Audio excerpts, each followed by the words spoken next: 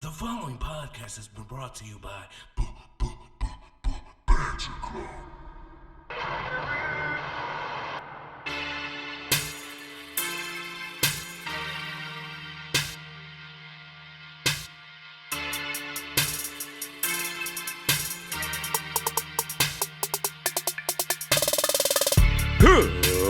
Ladies and gentlemen, boys and girls, children of all ages, Banter Club proudly brings to you. You already know what time it is. It is the Wednesday Night War. I'm the Angel of Death 6XL, the longest reigning Ramblemania champion of all the times. All the times. Joining me as always. That would be I, your former five-time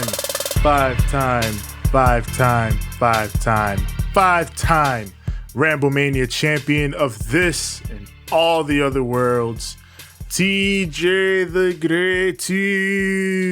TJ the Great. TJ the Grapefruit. We are the Banter Club. We discuss the Wednesday Night Wrestling War, the ins, the outs, the good, the bad, and occasionally the who booked this shit. Yeah, but not too much on this show. Not usually. What a rumble. Yeah, the Royal Rumble was also this past weekend. Mm-hmm. And you know, we watched that.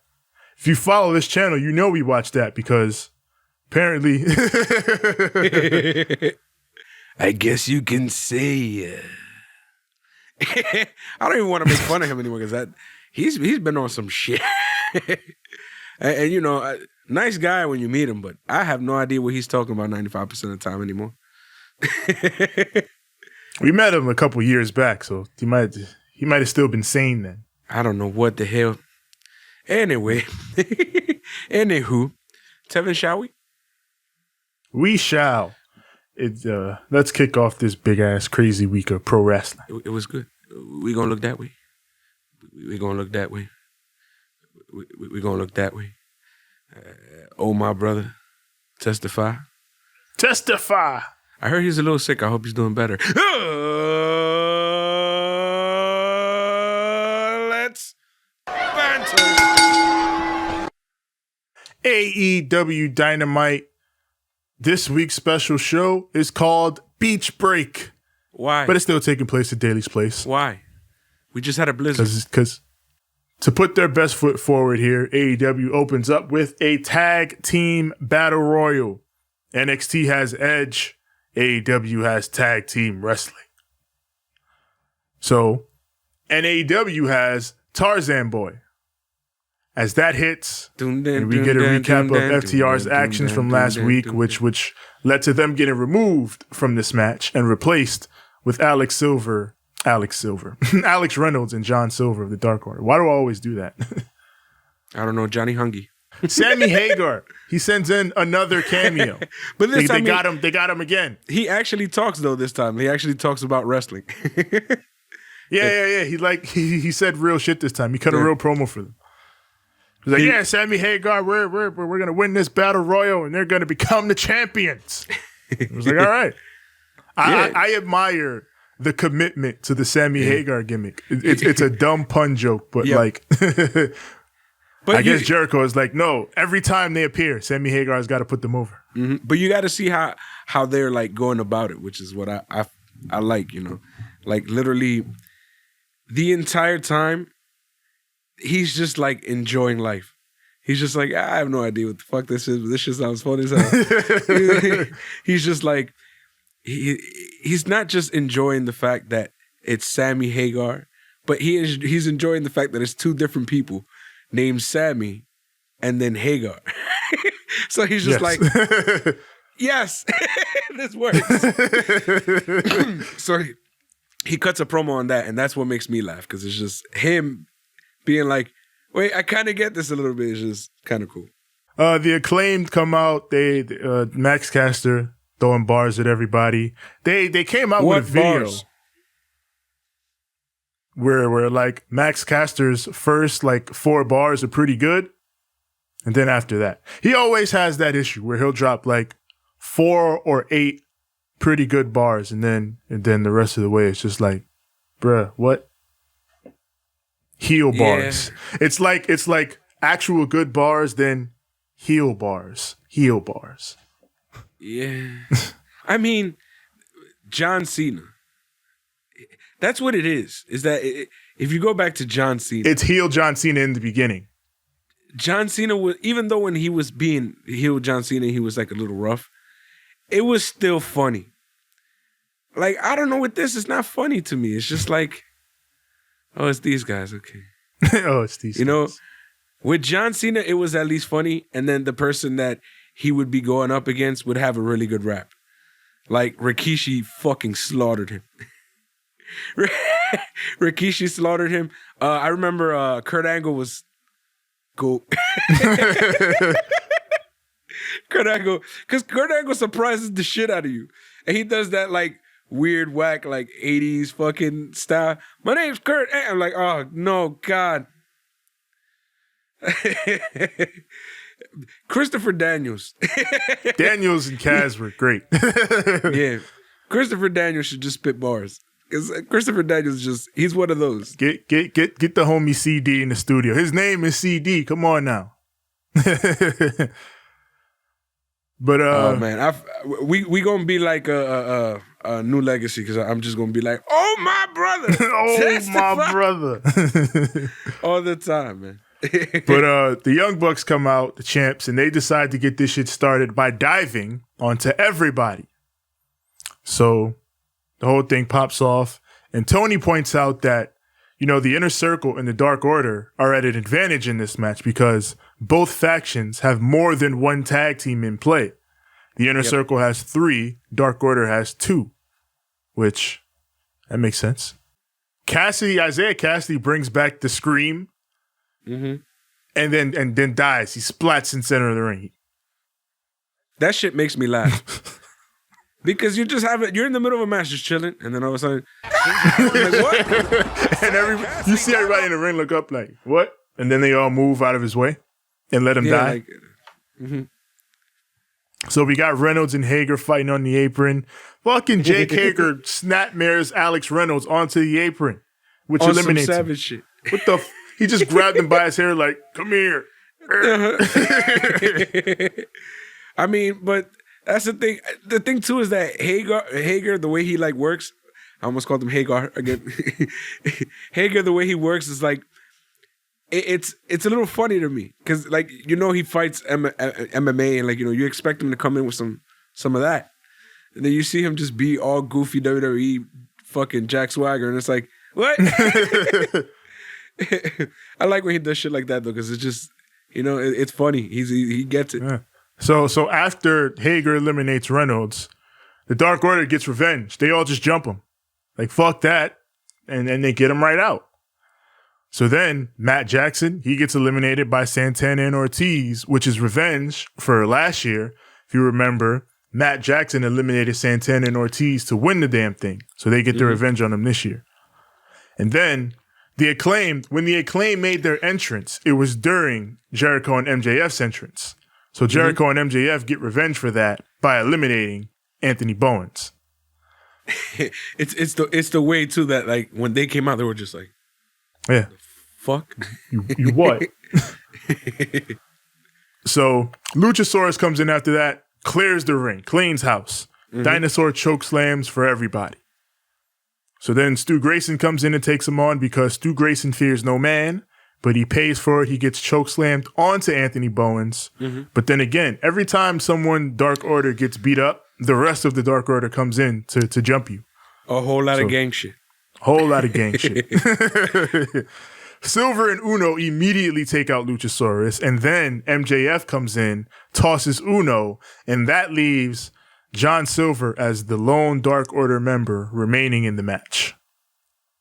So Private Party on the other end, they're going for the silly string, but Darius Martin of Top Flight blocks that, and Mark Quinn is eliminated. Now, and hold as up. Tony and JR have always said, No, listen. you live by the silly string, No.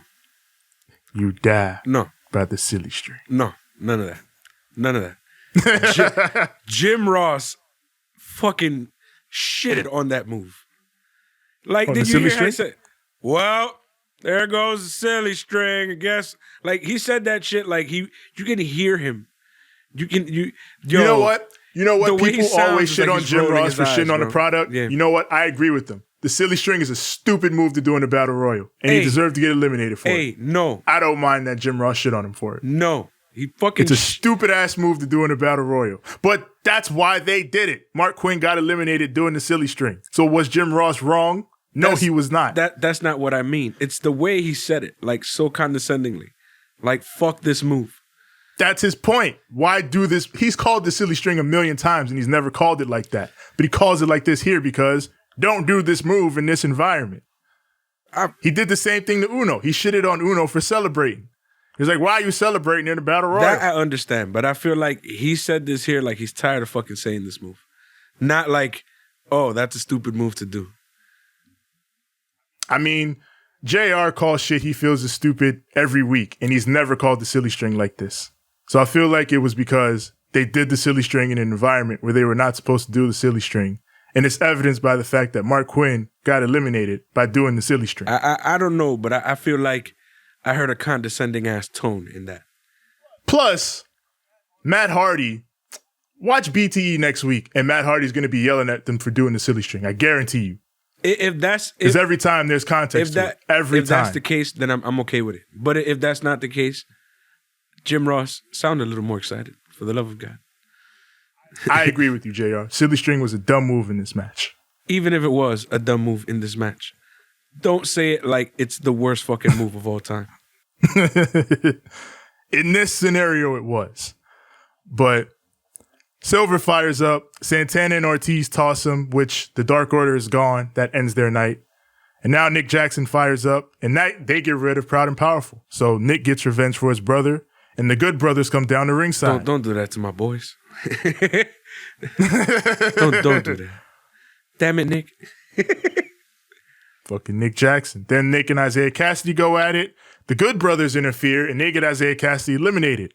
And Nick's looking at him like, hey, what are you doing? And then all this drama pops off, and it leads to Jericho and MJF throwing Nick Jackson out, which brings us to the final 6 of the Inner Circle. The final me. Jericho, MJF, and Sammy Guevara. Max Caster, Darius Martin, and Jungle Boy. The crowd picks Jungle Boy to get behind. Hold on, let me be Taz.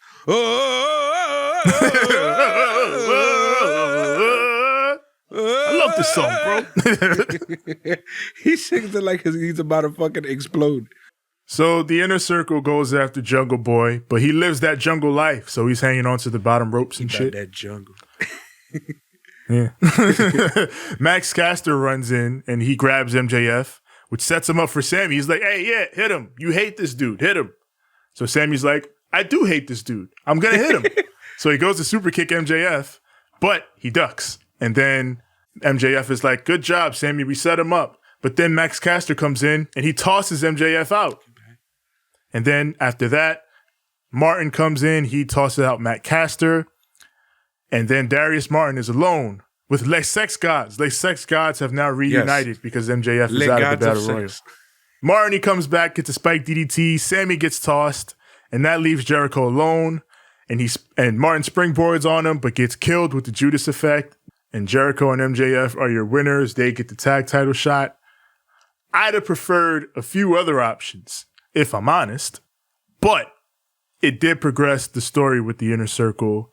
There was some good spots in here. It's fine. We gonna see what happens. I mean, I like just the fact that I see a lot of like feud spinning off of this. Yeah.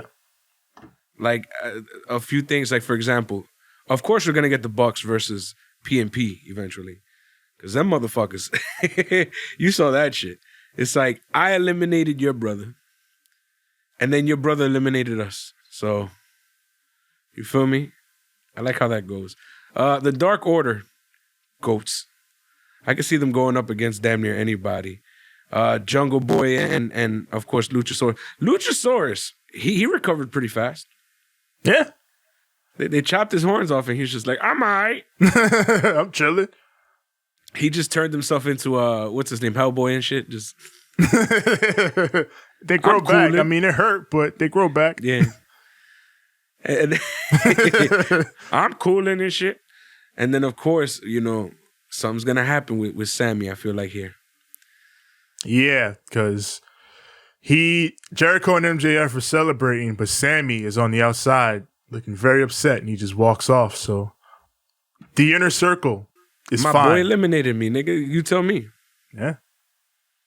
It was an accident on Jericho's behalf, but given the entire situation, Sammy may not end up seeing it that way. Yeah. So I mean, the seeds have been planted like from earlier on, so it's fine. yeah. So we get a promo package for Jade, looking real jacked. Bruh, that whole package was just like I was shook. I was like, bruh, nah. Nah. I'm not dealing with you. You gonna kill me.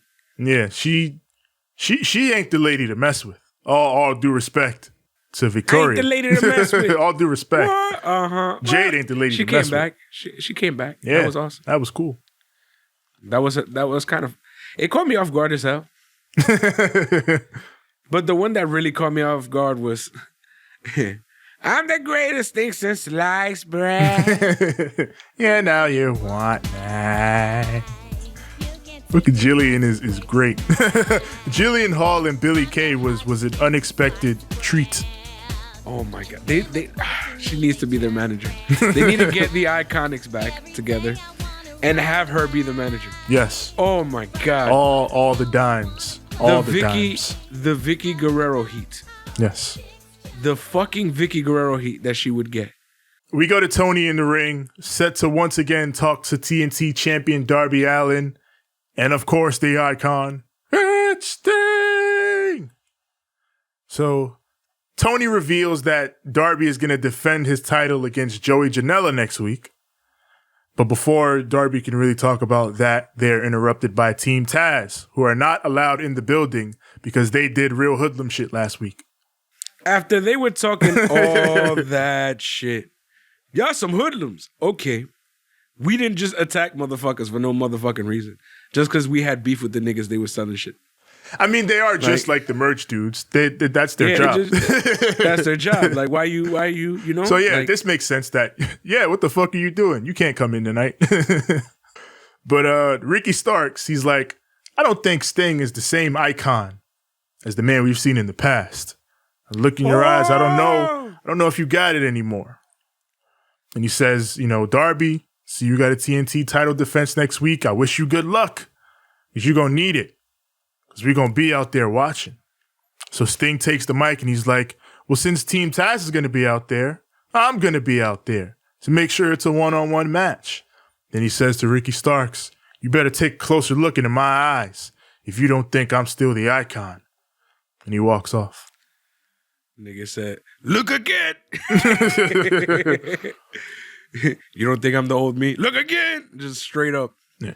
This was so a funny, wrestling man. promo. I liked it. It was fine. This was a bit silly. It was kind of funny. I liked it, but I feel like it's getting a little like monotonous. Now, I feel like after last week got silly, this week was like, all right, let's not be a silly. And they just cut a promo. Yeah, but it's just like it's literally been like, oh, you're gonna beat up my son, I'm gonna show up. Oh, you're gonna beat up my son, I'm gonna show up. Then now it's just like, okay, well, now, me and my son are together, yay. I'm finally with him, yay. Well, it's always a little bit awkward when you reunite with your son after a long time. And now, we're gonna beat you up. Darby said shit. Yeah, Darby didn't say anything. Darby said shit. He was just out there, just. You feel me? That's why I'm just like, LOL, but... Yeah, usually Darby says something. Yeah, like... He didn't say shit this week. I don't know. This felt a little off. I wish they... I don't know. I wish they had more physicality going into this. But I mean... There could have been some creative little things they could have done with this. Yeah, I don't mind if there was no physicality. It was a promo. It was fine. Yeah, I would have done more creative things. Yeah. I would have had fucking Darby and Sting chasing these two around, trying to trap them up and slowly pick them off one by one and shit like that to set up for what's the name of this thing? Revolution. Well, they might be saving that for the actual match because I think it is a cinematic match. So, okay, all right. If that's what they're gonna do, all right then. So now we move on. It is Dr. Britt Baker, DMD versus Thunder Rosa. This was a little cracking match. This shit was great. This just Rosa immediately just gets Reba out of the way. Like, I'm gonna deal with you right off rip, so I can do what I gotta do. But Britt takes her down and then goes for lockjaw, and then we're off. Fucking, you got Reba waving the red flag around on the outside. Thunder Rosa's shorts are the shortest, tiniest shorts yeah. I have seen. Yeah. They're very close to some form of underwear. Yeah, they're very, very tiny shorts. Like, I'm not even trying to look at these shits, but they're very small. Yes. Tevin, we get it. They're silly string. You live by the silly string. You die by the silly string. Silly string. Damn it. They're You heard that? You heard that? You heard that, Jim? The damn silly string. They fight outside through the pip, and they come back. Rosa hits a DVD on the ramp. I get to near fall in the ring. I don't think any of these kids know what a DVD is anymore. A Death Valley driver. It's what I'm talking Not what about I meant. here. Not what I meant. Not what I meant. Yeah, I know. You meant it's Blu-rays. People still have Blu-rays, I think. Think Blu-rays with less functionality. Yeah. Slightly bigger Blu-ray discs. I think DVDs are bigger. Yeah. By like Yeah, it's a tiny bit. E? Yeah. But Britt hits a super kick. A very good super kick. Eat your heart out, Clean. Adam Cole. It was clean, Poppy. It was clean. Rosa goes for a Fire Thunder driver, but Britt hits the air raid crash. That gets a 2 count. So Reba gives Britt her glove for lockjaw, but Rosa makes it to the ropes, and Britt just fucking curb stomps her. Fucking eat your heart out, Seth Rollins. Seth Rollins, yeah. I was like, when I saw that shit, I was just like, wait a minute, what the fuck? You can't be doing those. It's kind of like earlier when I saw fucking Evil Uno doing the fucking End of Days. Oh, yeah. I was like, it's like, why are you? Wait a minute. And I forgot to mention that, but yeah, like, this motherfucker did the End of Days, and I'm like, what? Wait a minute.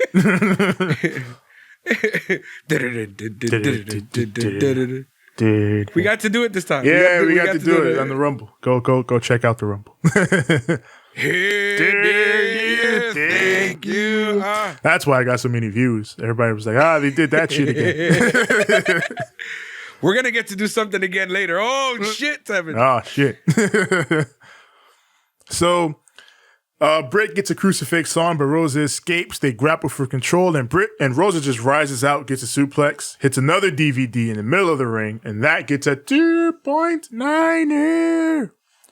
Reba gets in the ring one more time, pulls off the middle buckle cover, but Rosa removes her from the equation, rushes into the corner, but Britt knocks her right into the exposed turnbuckle, knocks her out, and Britt puts on lockjaw.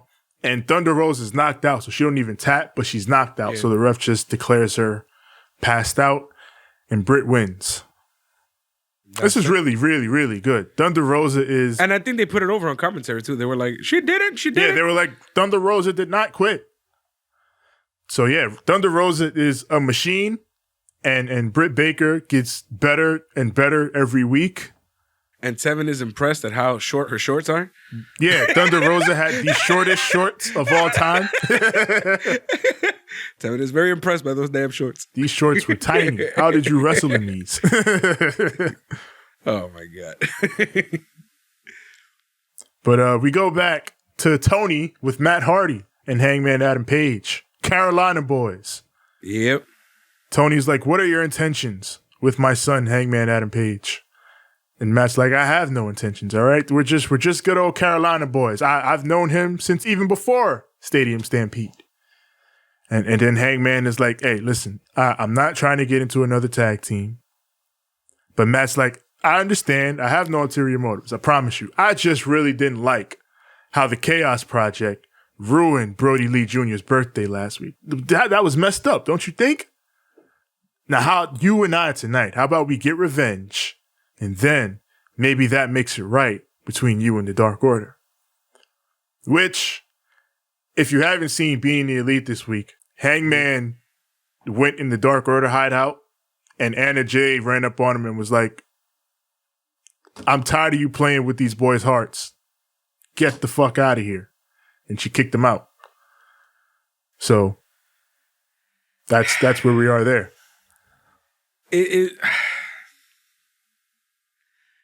I'm not gonna say this again. Just Hangman. Why are you everybody's boyfriend? So that leads us into the match: Hangman Page and Matt Hardy versus the Chaos Project, the Snake Man, Serpentico, and Luther. Fucking JR just randomly calls Serpentico problematic. He's like, this Serpentico is problematic. Yo, Snake Man never did nothing. He never said no fucked up shit. Don't put that on him. It's not the real Serpentico he has a problem with. It's the guys who dress up as him. I think that's the only thing I can think of. Like, what other version of Serpentico has been problematic other than Sammy? Yeah. Like, who else? Yeah. I mean, I'm sure he didn't mean it like, the way people usually mean problematic these days. He was just like, Serpentico is a devious wrestler. That's what he meant, but fucking problematic. he should have just spoke to some hood dudes. And then the hood dudes gonna be like, don't say problematic. Yeah, nah. Well, then what the hell do I say? Say that boy a problem. Yeah. All right, then I'll use that. Is that not the same thing? Nah. It's different. It's different, bro. All right. You guys, Serpentico is a problem. Oh!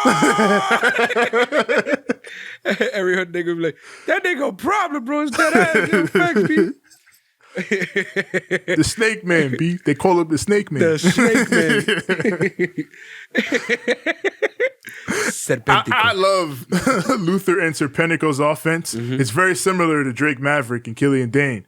It's fucking just Luther doing shit to Serpentico, and the other guy happens to get fucked up as well, their opponent. It always works out for them. He murdered Serpentico. Yeah. he smushed him in the corner.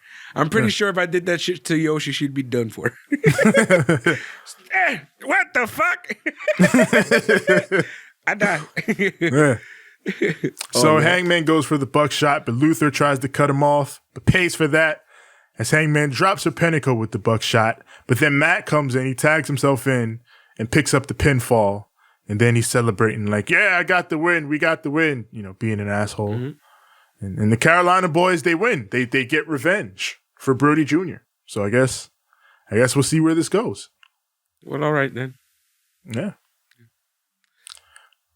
So AEW's getting their Joshis back. It's about goddamn time. Yes, this is something I am very excited about. Dang, what's the name of that girl? There's one that her freaking Instagram is just fucking adorable ass pictures. I feel like that's all of them. No, there's one in particular. Her name was like Nico or something shit like that. There's a lot of good talent that's going to be in this women's tournament. I got to learn these women's. This is going to be a problem. Yeah. Yeah. In the coming weeks on the Japan side. For everybody who knows, me and names are garbage. I will not remember your name. I'll remember your face 100 times before I remember your name. And like I'll look up your name like 15 times on Facebook till I get it, or 15 times on IG till I get it. And if you don't use your real name, I will call you by your fake handle. So your work name. So just know, like Yuka Sakazaki's coming back, Emi Sakura, and they got fucking Maki Ito coming in. I think that's the one. I think that's the one. This is the person who Lance Archer Maki actually Ito. steals his hair from. Yes. This Maki is the Ito. person who Lance Archer actually got his hair from. Yes, that's the one, Tevin. Oh, her? Yeah, she's fucking adorable. Yes. Her gimmick is literally, she's the cutest wrestler in the world. That's her gimmick. Yes, she's fucking adorable. The moment that I saw her, I'm like, oh my God, she's fucking cute. I want her to win all the things. She's like a puppy. Her first tweet after being announced in this tournament is the perfect introduction to her, and it'll be up there. It's literally just the bracket and her saying, "Hello, motherfuckers," in all caps. Yo, I love that. I love her. She's gonna win. Fucking. She's great. She has a ton of charisma. She's great. She's done shit with Thunder Rosa, and it's gonna be fun. Book her. I like her. Keep her. Get her. AEW. If anything, you got to get her to Lance Archer so they can do things. Aja Kong's coming back too. That's what I was gonna say. Aja Kong was one that I was like, oh, absolutely marked. My only sad thing is like, where's Big Swole? Did they announce the American side? Did they announce everybody in the American side? I'm not sure, but I hope Swole. By the way, Jim Cornette fucking hates Big Swole. I don't know what it is. Fucking Jim the fuck. Keep doing what you're doing, Swole. Yeah. We got Marvez with MJF and Jericho. Is Marvez just like the funniest motherfucker now? Like he's just. I love Alex Marvez. Yes. I feel like that 1 week, ever since that 1 week, where like you buried Marvez. Yeah. Ever since he's been funny. He's just been amazing. And it's just like, he's just like that one nervous kid in class. Like he was really just trying to do a really good job. just gonna work really, really hard. I'm gonna do this right. And then it ends up coming out off as like, yo, that's mad funny. I don't know. Like, is it just me, Tevin, or yeah? He's like the ultimate stooge. It's fucking He's like, I'm gonna work hard. Yeah. I love him, low-key. And the way all the wrestlers react to him, like, yo. Like, fam, not right Get now. out of here. Not right now. You know who he's becoming? He's becoming old school Michael Cole. And that's why I like it. Like, That's he why I always like it, catches the wrestlers at the absolute worst times. Yeah. And they're always like, yo, fam. We were even looking for him all day. We're gonna toast to the Rock. Rocky. Michael Cole. That's how you knew. Michael Cole. Know your role and shut your mouth. He puts a t-shirt on his head. Yeah. From now on, you are a lampshade. And then just and Michael Cole standing with the mic. And just hold the mic for me, monkey. The Rock was different. You know what it is though? I bet you if they let some of these wrestlers do what they wanted to do, they would do a lot of that. But they feel they feel like that's demeaning now, you know, so they don't like doing that too much. Yeah. They see it as bullying, which is Yeah. I mean, it is bullying, but it's also hilarious. Yeah, it's character work. That's why they stopped. Yeah, it's character work. It's not real bullying. It's character shit. That's why if you notice, like they slowed down a lot with the refs. Like, you know, because I remember fuckers used to throw a ref to take out 2 or 3 of them at a time. The motherfuckers was expendable. But that's also like a thing where it's like a referee is supposed to be, you know, valuable. If you're beating the ref's ass like every 5 minutes, then the ref is a joke. And if the ref's a joke, then the match is a joke. And you got to have the refs be credible to at least some degree. But if you're a backstage... if you're holding the mic backstage, they can do whatever they want with you.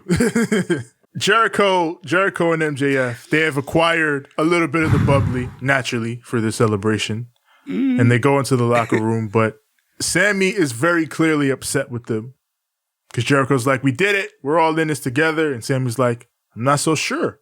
Are we in this together? Because after what happened out there." And then he walks off. So Jericho, he's like, speaking of expendable, he was feeling hella expendable right there. He was. Hella. Didn't he say something to that effect? Yeah, he's like, oh, we're just trash to you, bro. We're just expendable motherfuckers. Yeah, because he looks at Jericho and MJF. It's like, it seems to be like it's just you two right now, and the rest of us seem expendable right now. And he walks off, and Jericho's like, let me go talk to him. Yep. So after Jericho leaves to talk to him, MJF is like, Meeting. yeah, let's have a meeting real quick. And he's like, Wardlow, take care of that real quick. And Wardlow kicks the cameraman out because we're not allowed to see what's going to happen here because Jericho watches this show. So shit is about to go down. Yeah. Ooh, I'm telling you, bro. Oh my God, Sammy, you either in on the joke, or you're definitely gonna be the reason. Like, you're either in on the joke or you're the butt of the joke. One of the two. Yeah. One of the two. Because I feel like he's working. I feel like he's working. He's working the shit out of Jericho. And he's making Jericho look like an arse. And he's the one pointing out all the problems with Jericho. While everybody else is usually just chilling. Right? Yeah. So that could be him planting all the seeds. Or it can be that he's being highly sensitive. So he's going to end up being, the one that ends up biting the dust. Let's see. We're going to see how it goes. It can go many ways here. Now, this. Go ahead. Oh, go ahead. Oh, no, I was going to say this is when I like their booking. This is when I like AEW's booking. Stuff like this is what I like. But there's times where AEW does like shit where I'm like, well, if you would have put more emphasis on this and a little less emphasis on this, then it would be a lot smoother of a show. We got Tony in the ring with Kip Sabian, Miro, and Charles Taylor, because now it is time for Kip to get married. It's wedding time. Well, Tevin, I'm just going to say like this. Is it finally going to be the time where a wedding goes on without a hitch? In professional wrestling? Baron Corbin. Who do you think you are? What's wrong with me being positively Paige? This is pro wrestling. You know how things go with pro wrestling weddings. But you have to be positive, Tevin. They got a cast here. Vicky Guerrero comes up, announces that it's time for the proceedings. They have special officiant James Mitchell in the ring. Yes. Which, if you remember what happened the last wedding he officiated. Yes. A motherfucker got shot. I love JR and Excalibur seem to be like waiting to see if they can say that it's James Mitchell. They're like, look at that guy. It's a very sinister minister in the ring. It's James Mitchell. Sinister minister. Yeah. Nah. I'm like, why did they take so long to say it was James Mitchell? He got his, his eyebrows been taking the blue pill. She's horny as hell. Ever since he lost his hair, he's been going a little extra with them brows. You ever notice that shit? Yeah. So our proceedings kick off. Jerry Lynn brings Penelope Ford down to the ring because Jerry Lynn is everyone's dad. Jerry Lynn. Jerry Lynn. So they do their vows. Kip's vows are all, douchey. I do appreciate that he's honest enough to admit that he met Penelope by getting caught staring at her boobs. He's like, my eyes met your eyes, meeting my eyes, meeting your chest. It was literally like if my vows were a promo. Yeah. Then Penelope, she does her vows and she's like, Kip, you have the biggest, and then he cuts her off. Insert penis joke here. Yeah. But you see her mouth. I was gonna say heart. But you see her say that. Yep. She's over here. I swear. Oh man. So Charles, he gives the rings, they say their I do's, and then James Mitchell is like, if anybody objects to these proceedings, but Miro comes in like, no. I've done this wedding thing a time or two. Did you notice he's wearing the fucking suit? People pointed that out. I didn't notice because I actually never saw that segment. But I did because I used to. I still watch to this day. Yeah. At least a little bit of Raw. If not, I'll watch like Raw Talk or something like that. Yeah. Just to, and it's not even because I like the show much, because it's just way too long. It's like if you condensed it, I can, it's all right. So like I'll watch like the highlights or some shit or the top 10 or whatever, just to like keep up with whatever, and that's digestible to me. I'm not watching all 3 hours of the show though. And so. Yeah. But like people pointed out, Poor Hazel. Yeah, poor Hazel. He's wearing the same outfit that he wore during that wedding segment on Monday Night Raw, his own wedding segment. So, yeah. Miro giving you all the warnings and flashbacks and signs, and indeed here he's like, I'm not letting nothing fuck up this wedding. It happened to me. I ain't letting it happen to my boy. Did you see how baggy it looked on him? Yeah, that means he must have lost considerable weight. Yeah. When was the Raw wedding his? When did that take place? When he was U.S. champ. Oh, so like around, I'm guessing around that Mania time, I guess. Yeah, when was that? That's when he had the U.S. championship, right? So what was that, like 3 years ago, something like that?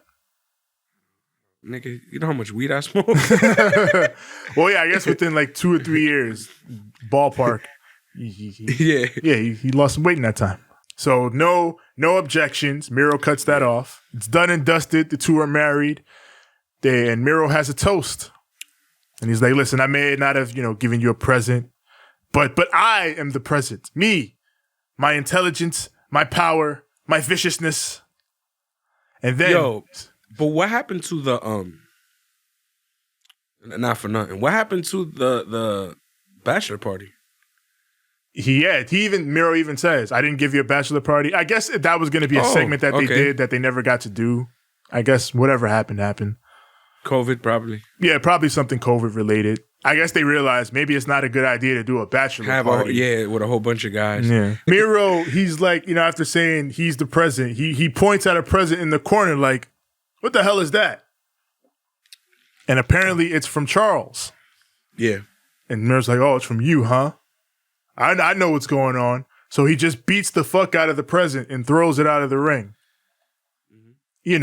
As he expected, as I'm sure many other people watching the segment expected, that Orange Cassidy must have been in there. But no, Orange Cassidy was not in there. It was a genuine present. Now, here's what hurt my heart. I would have done something fun with this. You know what I would have made that? What? A new arcade. Oh yeah, they could have did that. Yeah. Remember they broke his shit. Yeah. They should have did that. It should have been a new Allen. That's what they should have done. That's what I would have done. Yeah, it should have been. And then because what ended up happening later, we'll say, but that would have been cool because it would have this would have went on and been a fun situation. Yeah, and we could have had some things happen from there. Yeah. But fun things still happen. Yeah, because the whole point of this is Miro is absolutely sure that Chuck and Orange Cassidy are gonna fuck this wedding up. So he's doing everything to make sure that they don't. Mm-hmm. So he's like, I'm gonna check this present. Nobody's gonna run in. Nothing's happening. So it they was just go an for empty the box. That's sad shit. Yeah. So they're like, all right, fuck that, we're done. And they go to have some cake. But the cake is where they've been had. Mm-hmm. The cake was alive. The cake was a lie. Video game reference. The cake was a lie. Miro gets handcuffed to the ropes, and Orange Cassidy pops out of the cake. Why is it that Orange Cassidy popping out of random places always gets such an enormous pop? Because it's him, and it's just funny when you see him. Just there's no reaction, none whatsoever. He just popped out of the cake. Because he doesn't do a damn thing. Just that's it. That was it. And then fucking Chuck no sells it too. Like that shit was so funny. All right. Anyways, and OC emerges from the cake. He hits Kip with the beach break because the show is beach break. So we got to see the move beach break. Although this should have been in March. Yes. Because blizzards. Yes. But yeah, that was the wedding of Kip Sabian and Penelope Ford. It was pretty dumb, but it was all right. It was fun. I like how the whole thing of they were subverting all the usual wrestling wedding tropes, like, not this present. Nobody's going to come out and talk. And it ended up being the cake. Which, to be honest, that does not look like a regular wedding cake. Yeah. when you look at the cake, it's like, oh, well, of course he was in the cake. That cake looked fake. Yeah. Like the top part, cake. The bottom part, that's definitely just cardboard. Yeah. There's definitely a guy in there. But they avoided it, which is what made it work. They didn't even look at the cake. You know what I would have done to make it look a little better? I would have put one of those tables. Oh, yeah. Right? Obscuring it and shit. The ones with the little ring skirts on them. Yeah. That way, and put the regular cake there. That way he pops out of the least obvious place whatsoever. Yeah. But it was still, it was still a surprise because they didn't show the cake much, though. Yeah, it wasn't like they were, camera on the cake the whole time, giving it away. So it was fun. It was all right. You know what made me laugh? The aftermath was on Pip. Yeah, the whole aftermath is just on the Pip of them getting Miro and Kip and Penelope out of there and cleaning the ring and Miro throwing a fit. Yeah, Miro's pissed off and I'd be pissed too. I did everything in my power to try to make sure this wedding went off safely, and still, we do indeed go to Shaq's Inside the NBA promo, I guess, where he challenged Cody Rhodes to a match. Remember when we used to watch this religiously? I still do. I don't get to. I never have fucking job. Yeah. I'm sorry. I'm making money at fucking. Go ahead, Tevin. But Shaq basically on this, he talks about how he's going to beat Cody, and he says he's been working on this move called the Black Tornado, and it's the Judas effect. It's literally just the Judas effect. It's a spinning back elbow. I've been hanging out with my boy Chris Jericho. He taught me this new move. It's called the Black Tornado. I'm going to do it like this, and then when I'm done, Cody, tell me how my ass tastes.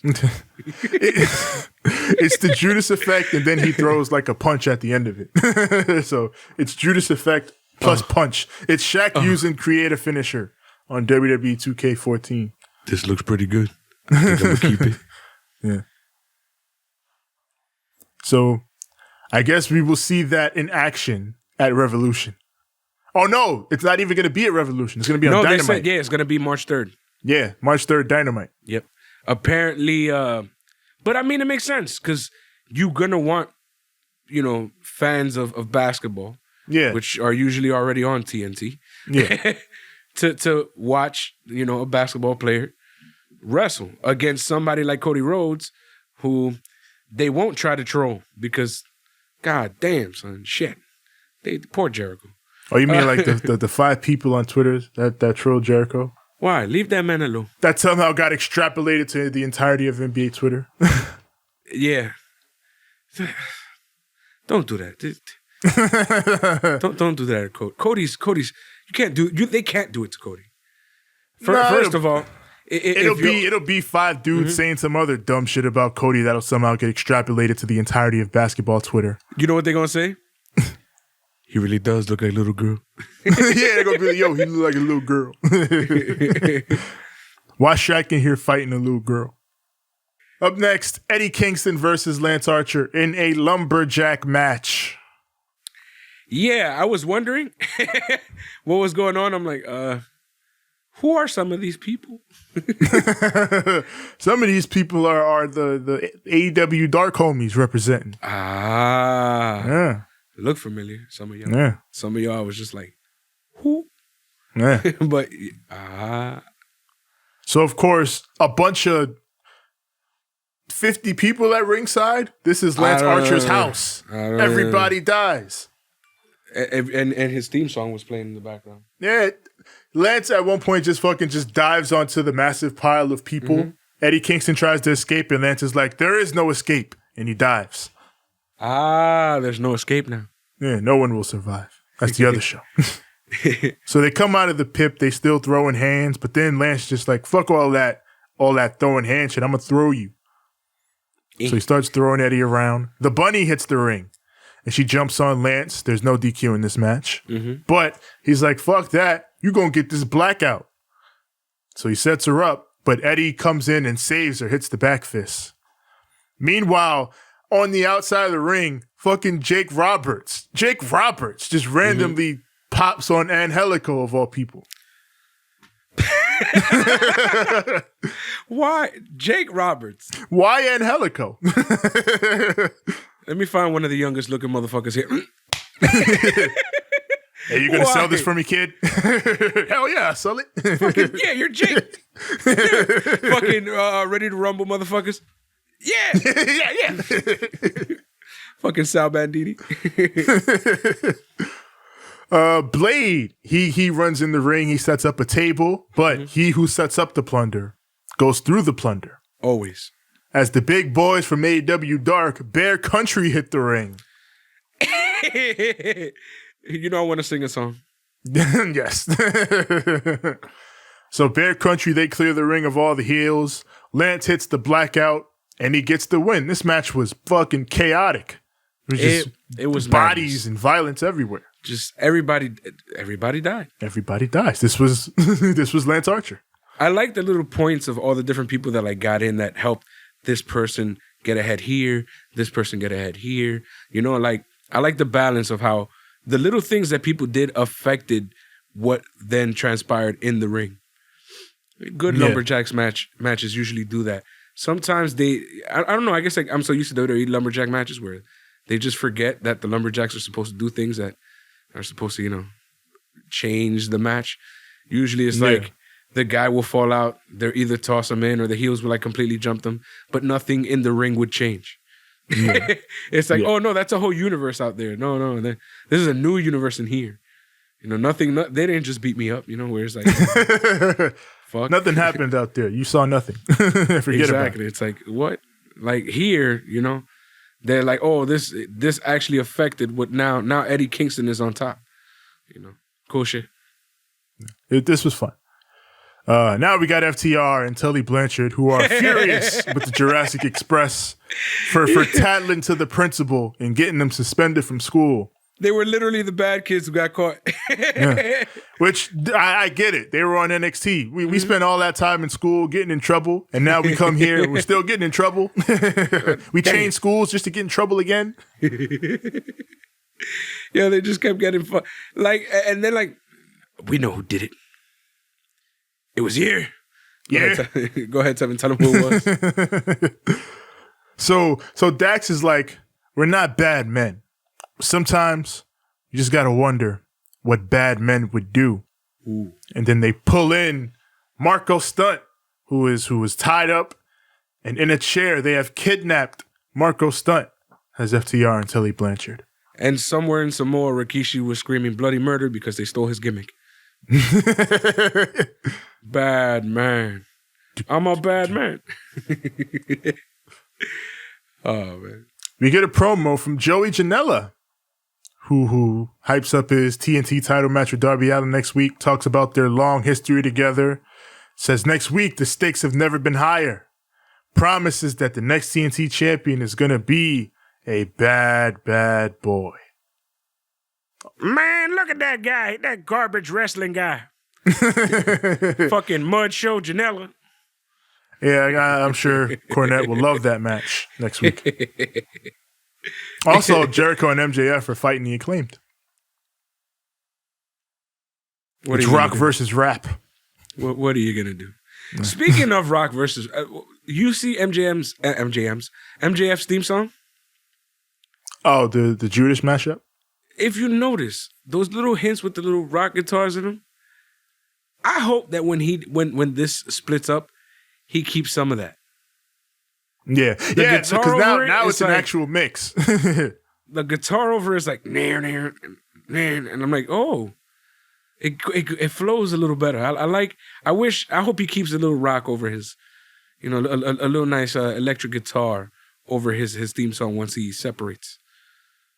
If he's willing to put up the money for that. Facts, because that song is literally just... That man is cheap. It's you can find it on YouTube. We can use it right now. We can use it to its entire length. Yeah. We can put it behind the entire show. Yeah. It's public domain. It's free, my nigga. Yeah. So it is time for the main event. Kenny Omega and the Good Brothers, Carl Anderson and Doc Gallows versus Jon Moxley, Rey Fenix, and the Bastard, Pac. AKA Bullet Club is fine versus AEW's fine.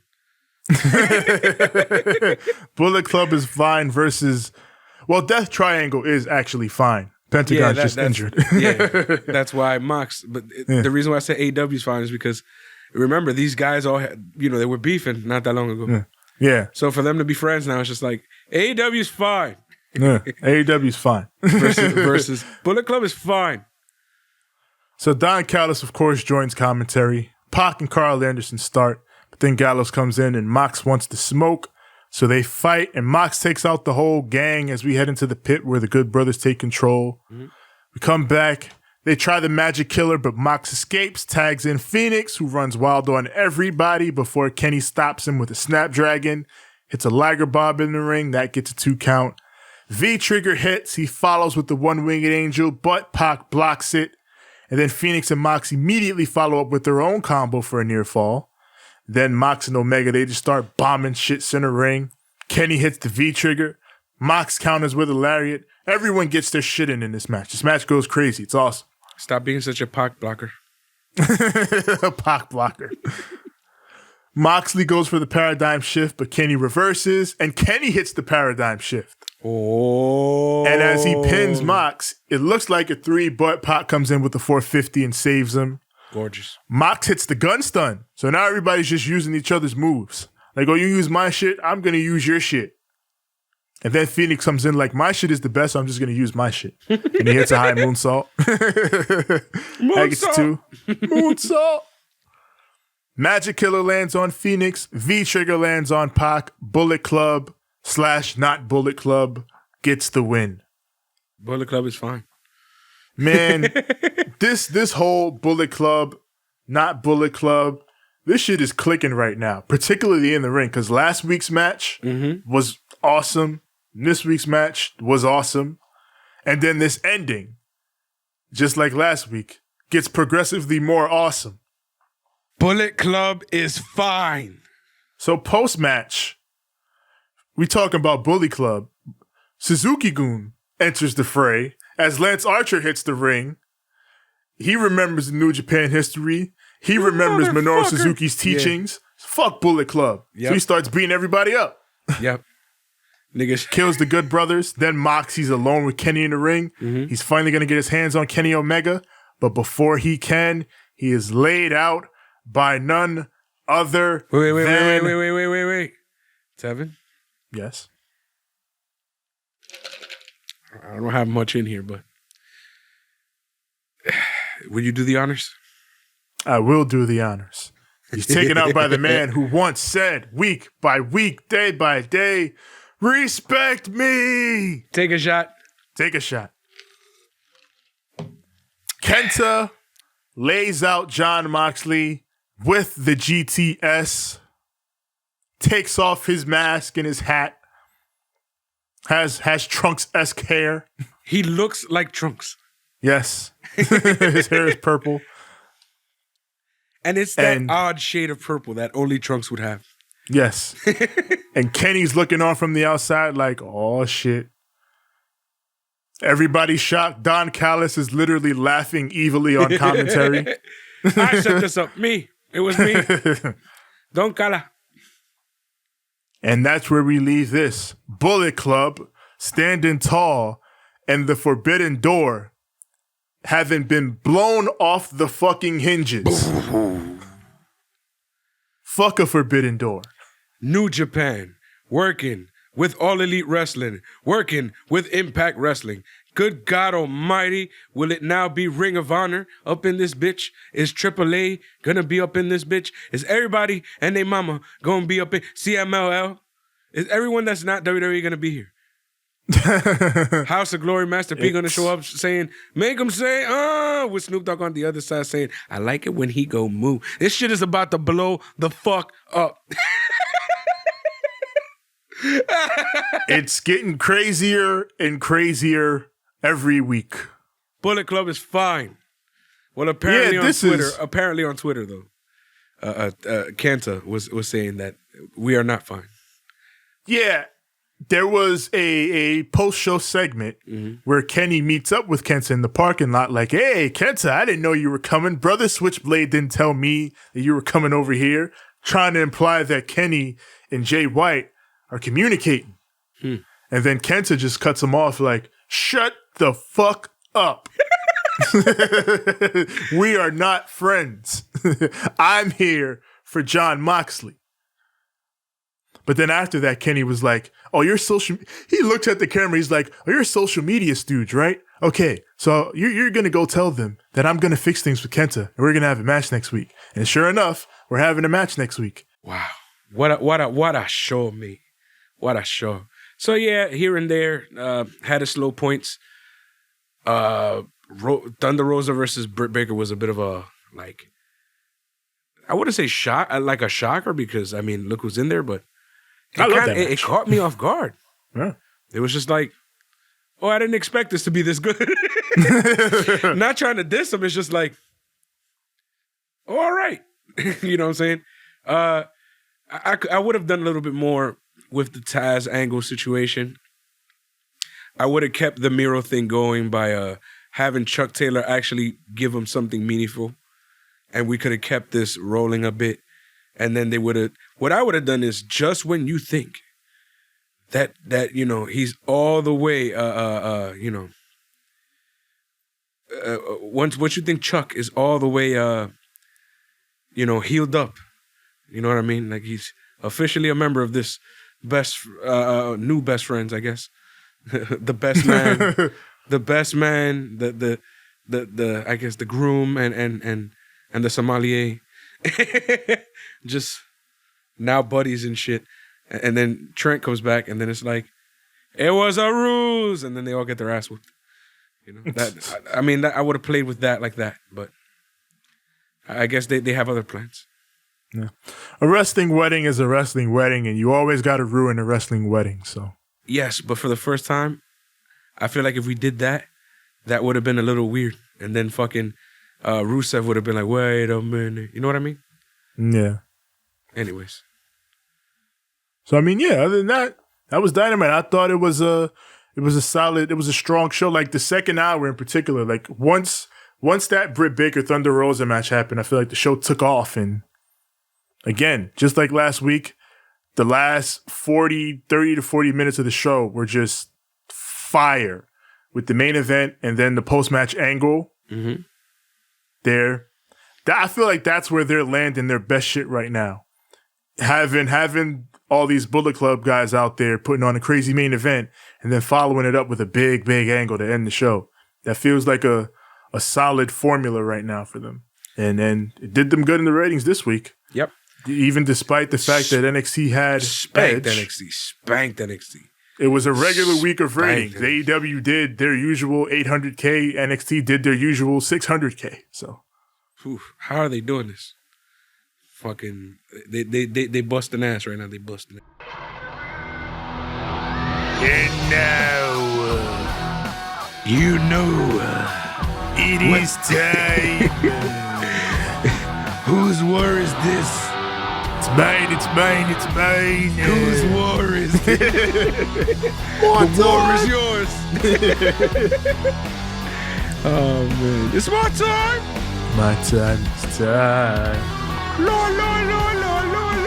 Tevin, did you know that there's a vape pen, a disposable vape pen called Lois?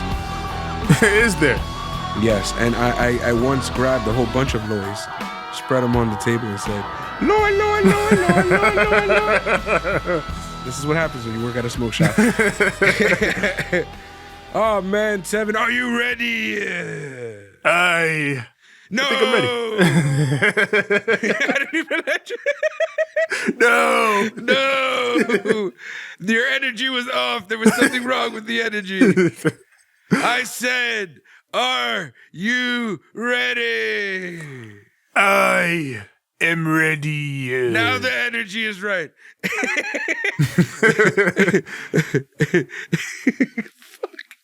Then, for the thousands in attendance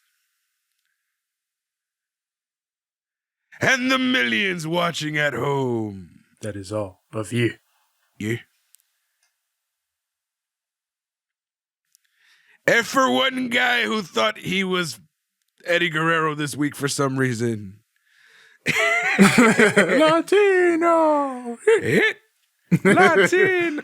Oye, mamacita. Oh, man.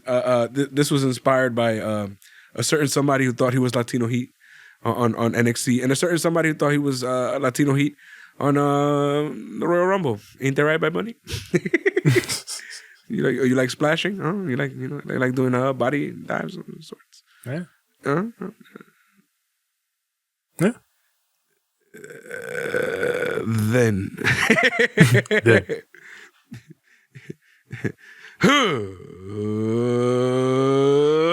Let's get ready to banter. NXT from the Capitol Wrestling Center.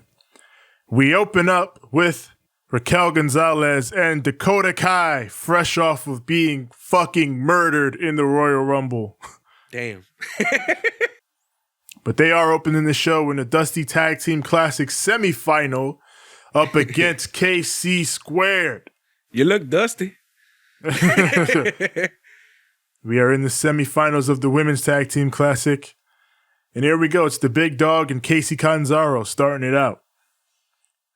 And KC This is the match Squared, you wanted, by the way. Yes, this is the match. KC Squared, they're doing a snapmare dropkick combo a la Motor City Machine Guns, which gotta appreciate it. Gotta love it. Everybody was doing everybody else's moves this week. Don't worry about it. It's fine. Yeah. Just everybody showing everybody love in wrestling. Have fun. But all four ladies are in the ring. It's a big brawl. And KC Square tried to use all that chaos to double team Raquel. But in this match against two tiny girls, Raquel is extra hossy. She in hoss mode. Yep. It's kind of like how the hoss of that team with Pac and Phoenix ended up being Moxley. Just because they're just like, mink. Speaking of living by the silly string and dying by the silly string.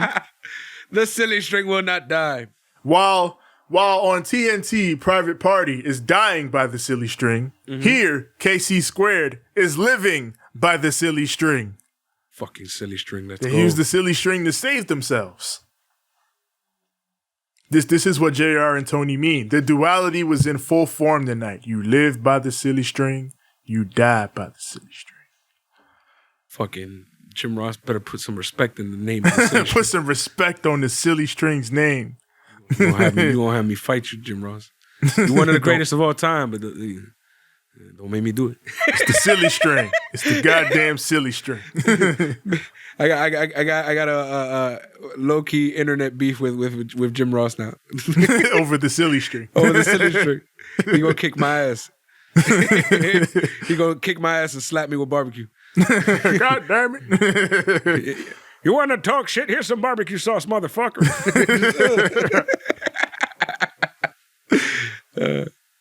Kaden is getting worked over during the pip, and Casey gets the hot tag, runs wild. She climbs the damn light structure outside and jumps off of it. All right, Shane. Yeah. Casey Catanzaro giving it up. She don't care. Nah, she's Shane right now. Yeah. Then she Okay. does that crazy fucking reverse corkscrew senton, whatever the fuck. Can we call it the loop-de-loop and pull? The loop. She hits the loop-de-loop and pull, and her shoes were looking cool. Looking good. Yeah, you go. He got me. But even though her shoes were looking cool, DK breaks up the count on Raquel. And then Raquel hits this huge power bomb on Casey Catanzaro. And her and Dakota Kai advance to the finals at TakeOver Vengeance Day. That's what they're calling the next TakeOver. Some girl from SmackDown, apparently, is here doing interviews tonight. Mackenzie is not here. Who is this? I don't remember this girl from SmackDown. They said she's from SmackDown. Whose man's is this? I don't remember her. I usually remember, hey Kyla, and that's pretty much it. Well, this is not Mackenzie. So, and it's not, hey Kyla, not her either. She kind of reminds me of Reba. Or Rebel, whatever you want to call her. Rebel Reba. I mean, look at her. Who does she look like? Not Mackenzie is here interviewing Tony Gargano Storm. makes this joke later. Yeah, he does. But right now she's interviewing Tony Storm, who says no one can stop her, and she's gonna show that tonight. Yep. When she gets in that ring. It's tourney time! It is indeed tourney time. It wasn't tourney time at the fucking Rumble and Rhea whooped that ass. Damn right it wasn't. Not when Rhea Ripley pull up. No, it's not tourney time. It's not tourney time! Nope. She fucking Rhea whooped that ass. Rhea had a great showing in the Rumble. She was not there for anyone's bullshit. I think she's probably a part of Raw now. Yeah, probably. Which is why they're making Raquel such a big hoss now. Rest in peace to My Brutality. This is my... She'll still use the damn song. Yeah, she ain't dead. She's on Raw, which is arguably worse, but... So is Damian Priest somehow. Yeah. Bad Bunny said, do you have a Puerto Rican? Do we have any Puerto Ricans, pal? We'll call the Colognes. The Colognes are like, nigga, you fired us, bro. Carlito's like, it's not gonna be me. That's not cool. That's not cool. Fucking Damian Priest is like, I'm Lord Raiden. They were like, hey, that guy, are you Puerto Rican? I'm Lord Raiden. I'm Lord Raiden. That guy's Puerto Rican. Come on. Get that guy over there, pal. No, I'm Lord Raiden. No, I'm Lord Raiden. No, stop. No, God damn it. Leave me alone. That's how Damian Priest was stolen from the NXT zone. Mira, man, look at me, convertí. I love that dance song. That song is so funny. Booker T also in the fucking Rumble, he had that fucking, he had the whole pose and shit. Yeah, like in the video. Yeah, but the only thing that bugged me is that he didn't dance like in the video. That little dance he had was cool. Oh yeah, it was a drippy look. He had a drippy little look, and he had this nice little dance move. I was like, yo, they should have just broke out the dance. But at least he was looking real jacked. Yeah, always. You looking real jacked. Mira me, look at me, convertí. So we move on, and we got Leon Ruff versus Austin Theory with Johnny Gargano. The very reason why I'm wearing this shirt. Yes, the silhouettes are in apparently with that whole damn TikTok challenge. Oh god! So now Austin Theory's entrance is a silhouette TikTok. Have you seen the Nerds Flanders? The Ned Flanders meme about that? You're all auditioning for the devil. Yes. Oh man, that thing is so funny. The funniest one I've ever seen was a dog doing it. It's so funny. I love how this looks like it's Chris Masters or some shit. Yeah, and then when like the spotlight goes off of him, Johnny Gargano just breaks out with this goofy ass smile from behind him, like, yeah, look at this guy. I died laughing. It was great. That's his son, and he's very proud of him. Yeah, because like he's posing and shit. He looks all epic and brolic, and then Johnny Gargano, fucking goofball. Did you notice when they were going to the ring that like it was either going to the ring or after they were leaving the ring? One of the two. No, it was going into the ring, where like Austin almost went the wrong way. Yeah, and Gargano's like, like they're painting him out to be the illest Johnny Bravo. OD, like just muscled up goofball. Fucking He literally looked at him and said, "But where were you going without ever knowing the way? Where the fuck was you going, my nigga? That shit is over here." Oh man. He makes it into the ring to wrestle Leon Ruff, former North American champion. And Gargano keeps trying to get involved throughout this match. At one point, Austin Theory just takes him out, leaves him on the floor, and Candice and Indy come out to help him. But then, to even the odds, Shotzi Blackheart and Ember Moon also run out. We don't play no games. That. Yeah, we're not doing that. So then Leon Ruff, he okie dokes Johnny. Yep. Like Johnny comes back and Leon Ruff is like, watch this. And he goes down and starts selling. And the ref looks at him and he's like, hey, you. He didn't just go down and start selling. He said,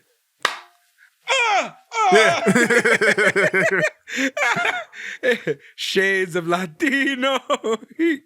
Because usually Eddie would smack the chair on the ground. Yeah. To make the sound and then drop. But what Leon did this time is he clapped really, really loud, so it sounded like a hit, and then he just took a bump. Improv'd it. Eddie looking down proud of that one. Eddie's like, that's how you do it. That's my boy. Yeah. So that's the ref, a proud he papa sees right there. Yeah. So the ref sees him. He's like, hey, get the fuck out. And Johnny's out. Mm-hmm. So back in the ring, Ruff hits the cutter, but Theory kicks out. He's able to come back, and he lands ATL for the win. And then post-match, he hits another one for good measure. Wait. Okay. I'm going to leave these off because there's going to be two things. Okay. Austin Theory, going about that move all fucking wrong, all right? Now, I learned it from Mark Merrill. He taught me. I went to his school and he taught me how to use the TKO. And what I told him was, hey, I'm going to modify that shit, add a bit more torque to it so that when you turn, their neck is going to tweak really bad because they're going to throw themselves one way and you're going to land straight down on your ass instead. And what happens there is his neck looked like it's about to snap the entire fuck off, right? That looks mean and aggressive. Don't fucking do a F5 onto your fucking shoulder. It looks fucking weird, all right? Do it right. If you're going to do the TKO, do it right. Don't fucking come out here with this fucking ATL. Oh, you got to make it my thing. Austin Theory's lariat or some shit. No, fucker. All right? All right. It's a coconut crusher. You got to do it right. Land on your arse. On your arse. And break his fucking neck. All right. And that's a theory approved by Mark Merrill. He was upset that he didn't do it when he was wrestling. And then when I was wrestling, he let me use it. And I was fucking great doing that shit. No one ever kicked out. I was like Kenny fucking Omega. With that damn move. All right. The original one-winged angel. now, one day you're going to have a match with that damn move. And you're going to do it the way you fucking do it. And a nigga's going to kick out and you're going to be tight. All right? Just letting you know, bro. The legacy of that move. Now, here's where shit gets real, right? I'm going to bring it all in here right quick. Oh, yes. So after Johnny, and Austin Theory start being dickheads, and things start getting real, he's about, he's doing these ATLs left and right? Then he starts to talk shit. And you know what happens when you start talking shit. Austin, you should have been talking shit. Nope. Why? What? Dexter Lumis ends up with like a bit of Austin Theory's hair. Sus. Is this the Dexter Lumis Valentine's Day angle? I think this is Dexter Lumis finally being a serial killer. Are we taking it there at last? I think at long last? I think we're finally there because he's gathering forensic evidence and shit. He's plotting his murder right now. He gonna kill somebody. Yeah. It's not gonna be me, I tell you that. You know who else it ain't gonna be?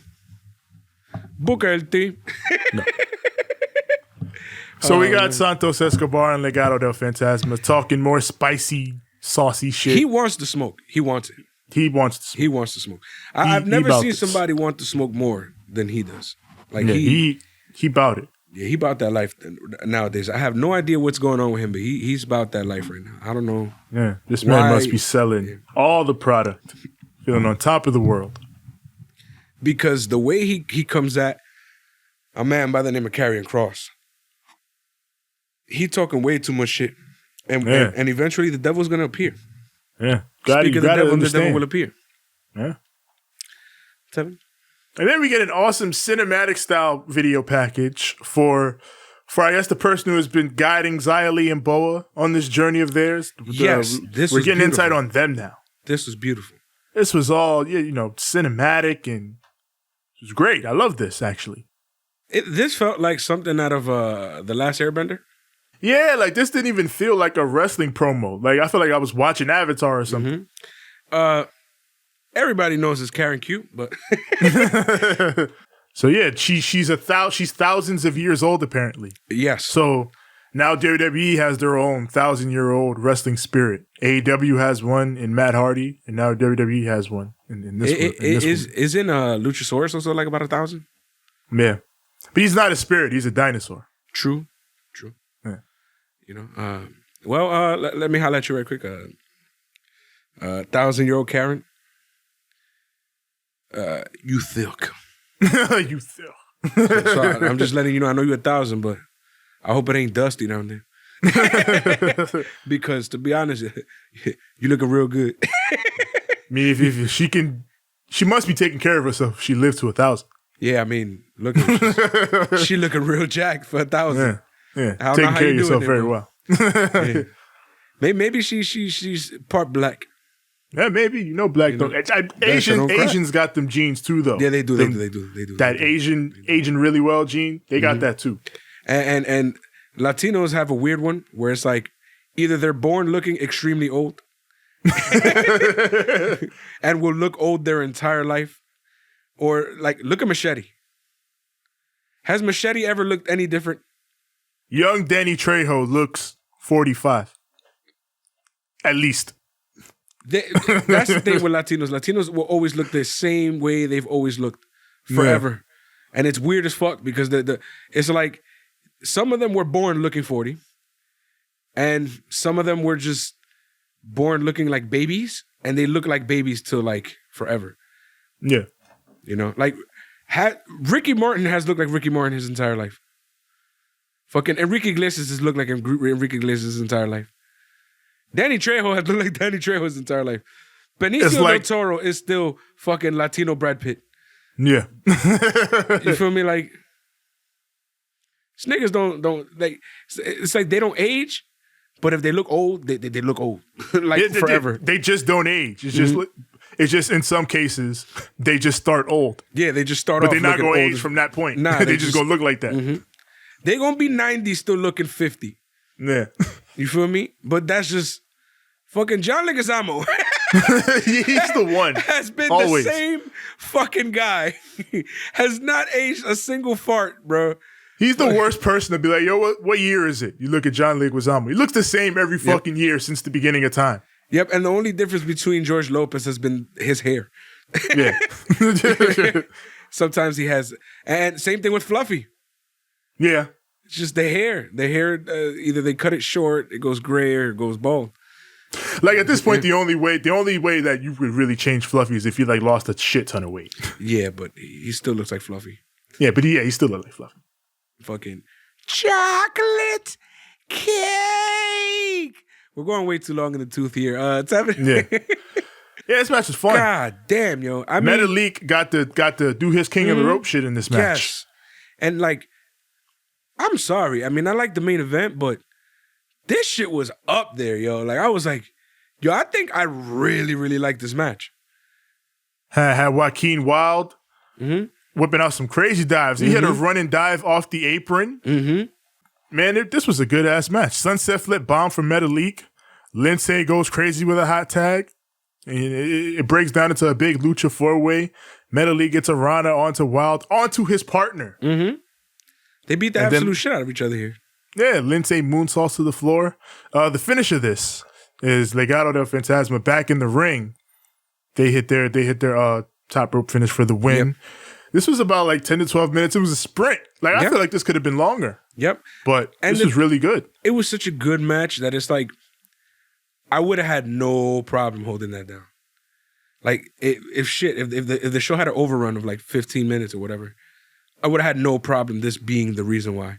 This match was fucking insane. It was all the flippy shits. It all made sense. And everybody looked like a star. Yes, please. Yes. I really enjoyed this match. Yeah. And as we see, Legado del Fantasma advances to the semifinals of the Dusty Classic. Damn and right. then post-match, their opponents for that match, MSK, come out Talking all this shit. talking all the shit. Give them their little congratulations, but promise that their ride is over next week when they face them in the semifinals of the Dusty Classic. MSK is like, we gonna whoop that ass. Yes. All the ass. Yeah. So that takes us to Peter Dune. He has arrived alongside Oh, Oney yeah. Lorcan and Danny Burch. He looking like he gonna punch his face twice. Yes. As always, looking extremely pissed off. I'm not He really. said- Do you notice that he has like a bit of a I don't know regions in England, but he sounds like wherever the fuck Ringo Starr was from, that's where he's from. You know what I'm talking about? Like you hear it when he speaks. Like, Yeah. hey, I don't understand what's going on here. Finn Balor must think I'm a coward or something. I'm gonna whoop his arse. I told him I want a shot of that belt. Like Told him I wasn't waiting anymore. I was tired of all of it. He has a bit of a Ringo inflection to his fucking voice. I'm like, Yeah. where the fuck he's from? I hope they're from the same spot because his voice sounds like, like angrier Ringo. Because Ringo was more like no selling shit. Yeah, we got Peter Dune in the ring. As soon as Pete Dunne is like, I'm tired of waiting, Finn. Finn just comes out like, oh, you're tired of waiting. I'll give you your shot then. You're gonna get it at TakeOver Vengeance Day. And then before they can, before they could even before we can even owe properly, it was like,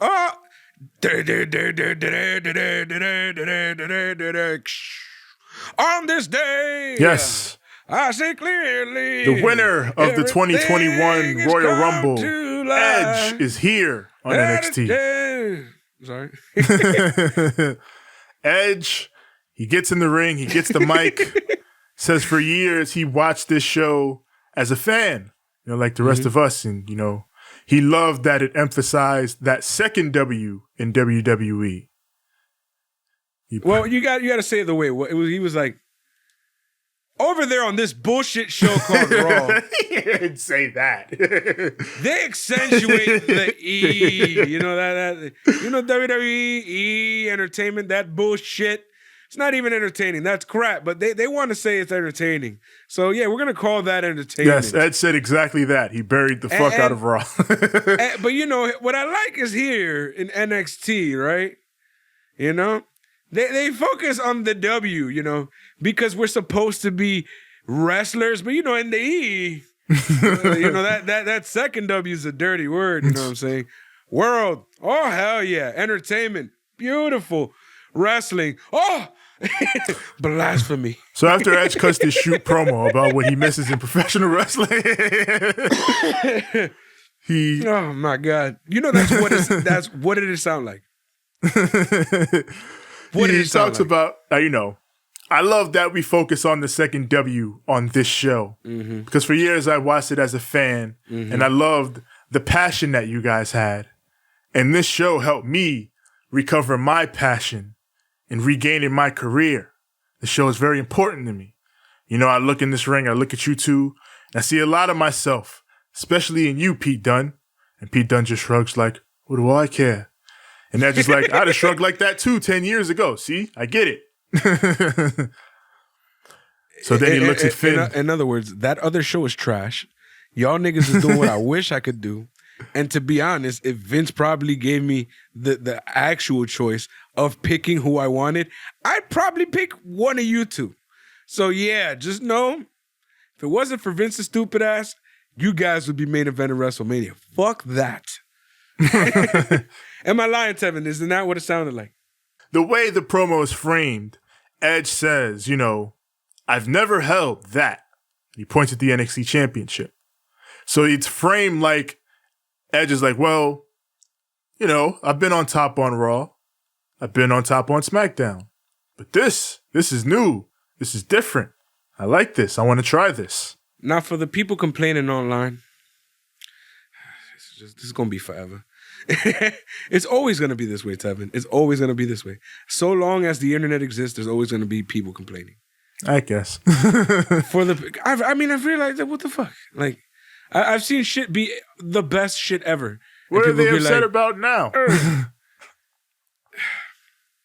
The fact that we're not treating Edge like Goldberg. But he went to NXT. Or that's the opposite of some Goldberg shit, I feel like. Edge going to NXT like, hey, you future guys, I like this. Or the Sting shit still. What does Sting have to do with this? He over here breaking warehouse windows with his son. Leave Sting alone. Like, oh, you guys were upset about people wanting Goldberg to win. Oh, I guess that's because you're an AEW fanboy and Sting. His jizz is all over your chin. And I'm over here like, fuck, are you even what? Why are y'all still about this? Like, it doesn't fucking matter. Sting was used to elevate another wrestler. Edge is being used to elevate an entire other fucking company right now, apparently. So it's like, stop crying. Stop fucking crying. We don't like people who are fucking coming in, taking over the fucking time of somebody who could be being built when they're not helping the person being built. You understand what I'm saying? If you're doing the building and helping people around you, and you can still move and still do the shit you used to do like all those years back, good. Keep elevating the fucking show. If you're just coming in all the fucking time to win shit, especially the entire title of your entire company, right? And then not do shit and not put anybody over, then fuck you. Hell yeah, fuck you. Who are you putting over? Don't get mad at that. Fucking, and then they're complaining about Bad Bunny too. Oh shit. He's a fan. He's one of us. Did y'all complain about Snoop? Oh, well, that feels like just people who are in the bubble and don't realize that he's like extremely famous. Motherfuckers is salty. And Bad Bunny performed at the Super Bowl. Like he's very, very famous. Like me and Xavier posted something, right? More or less being like, yo, these wrestling Karens, bro, are just like, he's singing in Spanish? We can't have this. We don't know who this guy is. What is this pop music? Fuck you. The fuck out of here.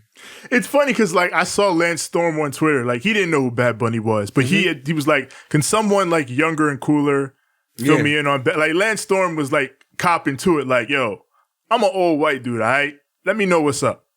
So like if you don't know who Bad Bunny is and you cop to that, like I'm not in touch with what's going on in pop music or I missed this. No, that's okay. That's fine. Like it's cool if you don't know who he is. That's all right. But you don't gotta be like, what the fuck is this? Scoff. Scoff. Like, fuck, nigga. He's extremely famous. Like, here in America, he's just famous. Around the world, this motherfucker is extremely famous. This dude came to New York during quarantine in a giant fucking tour bus, dressed up like a subway train, literally just to perform for free for all the poor people going through COVID and shit. Yeah. And I was gonna say, even in America, like he's famous enough to be on stage at the Super Bowl. Yeah, like this motherfucker is a monster. And above all that, people who are like, but celebrities, y'all can't even get mad because he's a fucking fan. There's videos and pictures of him as a little kid with a fucking wrestling ring, playing with it, with his toys. You feel me? He got into they dissed him. Other artists dissed him over being a wrestling fan. And he was like, fuck you, I'm me, I'm gonna be who I am, I'm gonna always be a wrestling fan. And he's still fucking doing it. Like, get over it, man. Like you can't be mad about everything all the time. Fucking just be happy. I just chalk that once. Bad Bunny up stuff to like, bubble talk. Just people within like that WWE bubble and just, because since WWE, I say WWE because there's so much WWE media. And if you're like really into it, you consume most of that shit and you don't consume much else. So some like a famous music artist flies right over your head, especially one who makes music in a different language. Mm-hmm. He's out here with Booker T, son.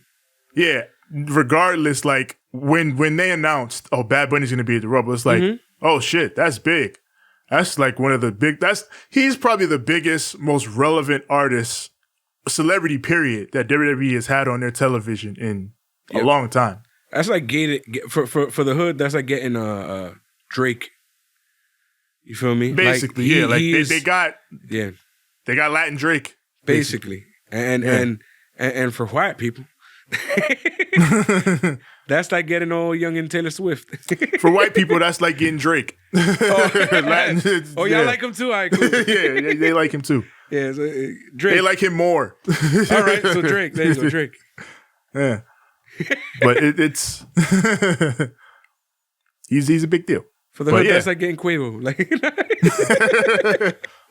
that was another reason why I said dirty, because I remember when like Offset was on there and people were like, "Who's that guy?" And I'm like, "Ric Flair Drip." That guy, don't you know? You know it's in the game, for fuck's sake. Ric Flair Drip down, woo, on the bitch.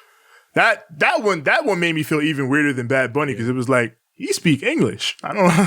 Yeah, it's like people asking who fucking what's this guy's name is fucking damn, I forgot his fucking name all of a sudden.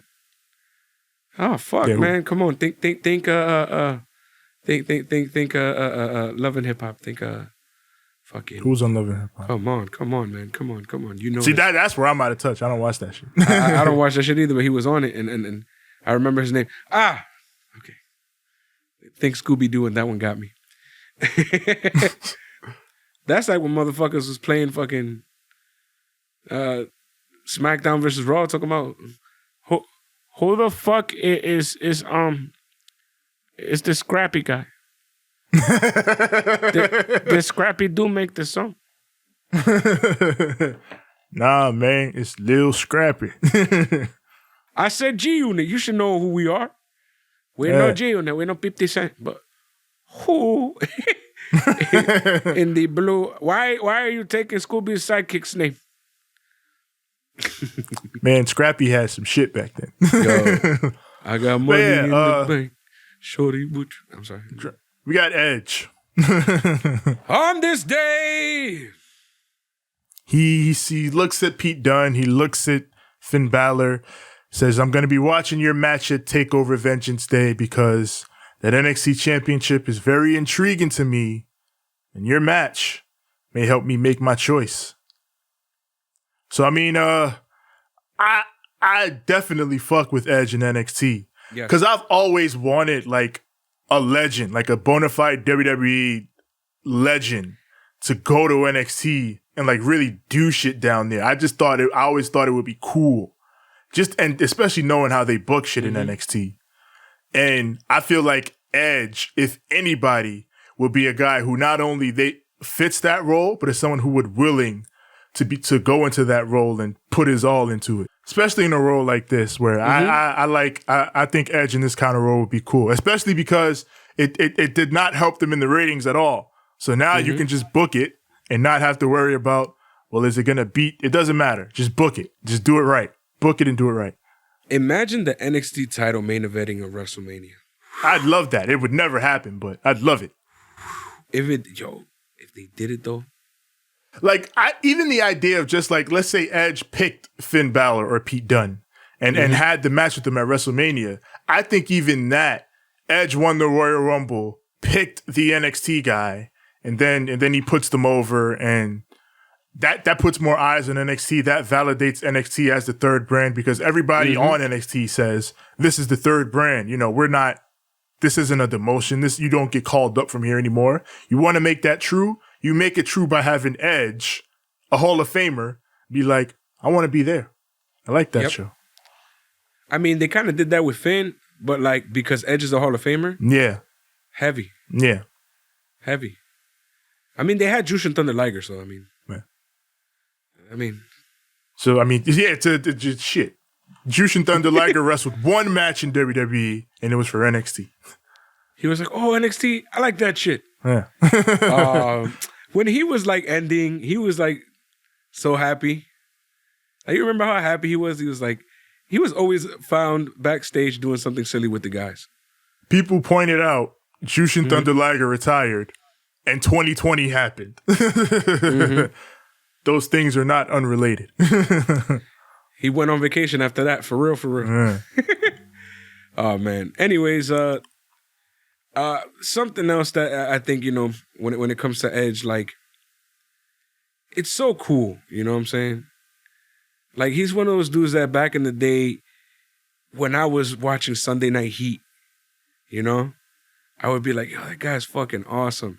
Him versus Val Venus or whatever. Every Sunday was just a nice little thing to watch, man. To see him get there, get above, get beyond, blah, blah. And now he's like in, I guess, the way better version of Sunday Night Heat, which would be NXT. And it's fucking amazing, bro, just to see like the circle that it just went through. Yeah. But I think this, if they really plan on doing something with this, I like the idea. Imagine Full Sail. Oh, yeah. If he was like with a real crowd. Yeah. We got Johnny with not Mackenzie. And Johnny is very happy that this is not Mackenzie because he hates Mackenzie and her stupid questions. He's like, you know what? Fine. Let's see what kind of questions you have for me, new interviewer lady. And not Mackenzie asks, you know, how are the Way feeling going into the next Dusty Cup match? And Johnny's like, Candice and Indy are going to go on to the finals. They're going to win the whole thing. You know what? I like you. You're a lot better than Mackenzie. You don't ask me dumb questions. But For then, about 5 seconds. Yeah, but then she asks him, well, she tells him, you're going to defend the title against Kushida at TakeOver. How do you feel about that? And then he snaps. What do you mean? Lies. What do you mean? You must be some crazy person walking around here spreading lies, saying I'm gonna have matches. No, I'm not. You know what? Come with me. We're going to the office. I'm telling on you. You're in trouble now. Mm-hmm. And then he comes back to the cameraman like, you come too. She's walking with him like, this idiot. Yeah. And then he comes back to the cameraman like, you come too. You're gonna see her get fired. Come on. And she's looking at him like, no, I'm not. I'm not getting fired. You're just going to look really stupid right now. I work on SmackDown, all right? Yeah, if I leave here, exactly. Like, if I leave here, I'm pretty sure Vince is going to be like, yo, what up? But they go to Mr. Regal's office, but they're met by Kushida. That Kush. Yes. And Johnny's like, what are you doing here? And Kushida's being very cheeky with him. Yeah. He's like, go away. Go away. I'm busy right now. Yeah, like, no. Yeah. He treated him like Marvez. Get out of here, stooge. Bye. So then Johnny hits him. He takes a cheap shot, and then Kushida just beats his ass. Whoops his ass, bro. Yeah, Kushida fucked him up. Didn't he, like, try to close the door on him, and then that's when he hit him? Yeah. You don't do that. Like, Johnny... You gonna get your ass whooped. Johnny sneaks him, and then tries to close the door. Then Kushida just runs out of the room and beats his ass. The funny thing is William Regal sitting down at the table like, looking like he just finished eating a meal and shit. Yeah.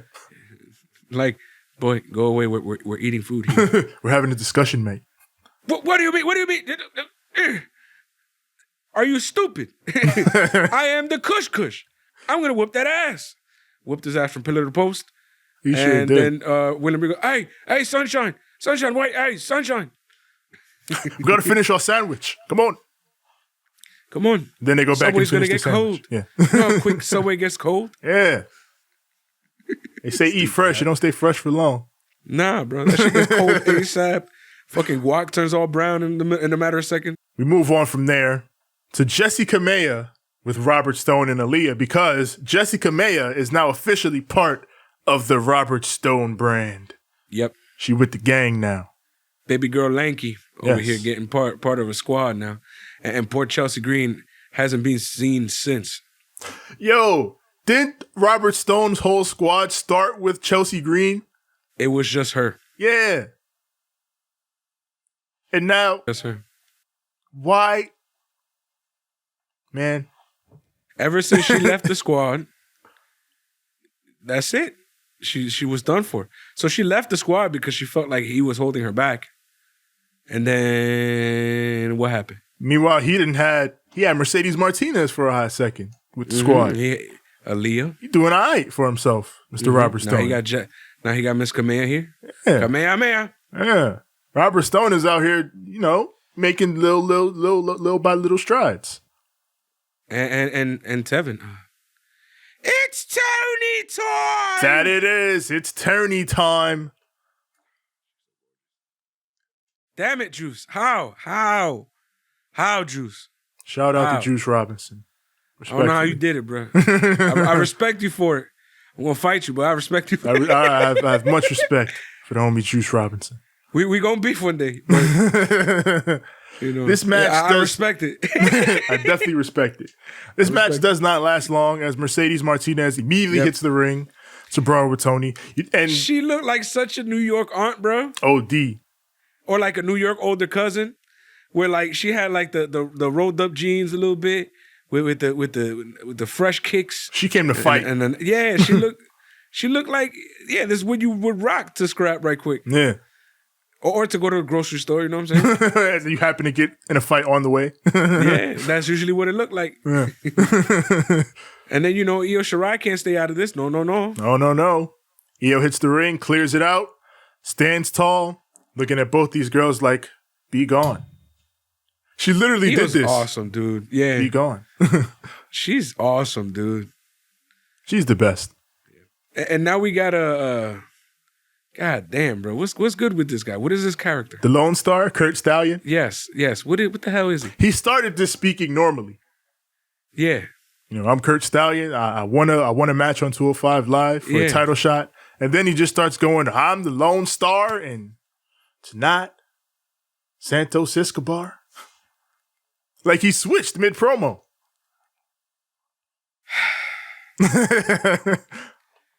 I don't like throwing these out, but Tevin, this is going to be the second time I do it. Oh, no. Who booked this shit? Really? Fam, the fuck?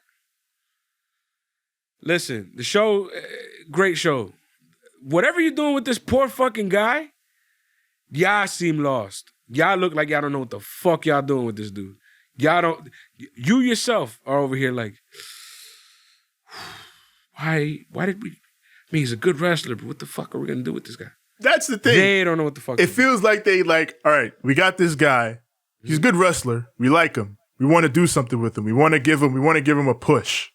But we don't know what to quite... We want to give him this character, but they don't seem like they're fully committing to it. They need a Pat Patterson or a Sergeant Slaughter. That's what they need. They used to have Dusty, but he's gone. But they need that guy. Because I remember, if you watch the Yokozuna thing, Vince was like, so much talent. But I got like 7 Samoans. What do I do with this guy? Fucking Slaughter goes, sumo wrestler. Fucking genius, this fucking guy. Goddamn, pal. That was great. Yeah, and then Yoko was like, hey, I could do the sumo wrestler thing, but I ain't wearing just this thong, fam. You heard about that, right? Yeah. Yeah, he was like, nah, I'll throw some red tights under, it'll look. They were like, okay. Yeah, make it make sense. Yeah, maybe some foot tape, give it a cool look, like an MMA almost mixed with a sumo. Yeah. Because to be honest, Yoko was way too fucking agile to be, when he started. Yeah, was way too fucking agile to just be a sumo wrestler. Yeah.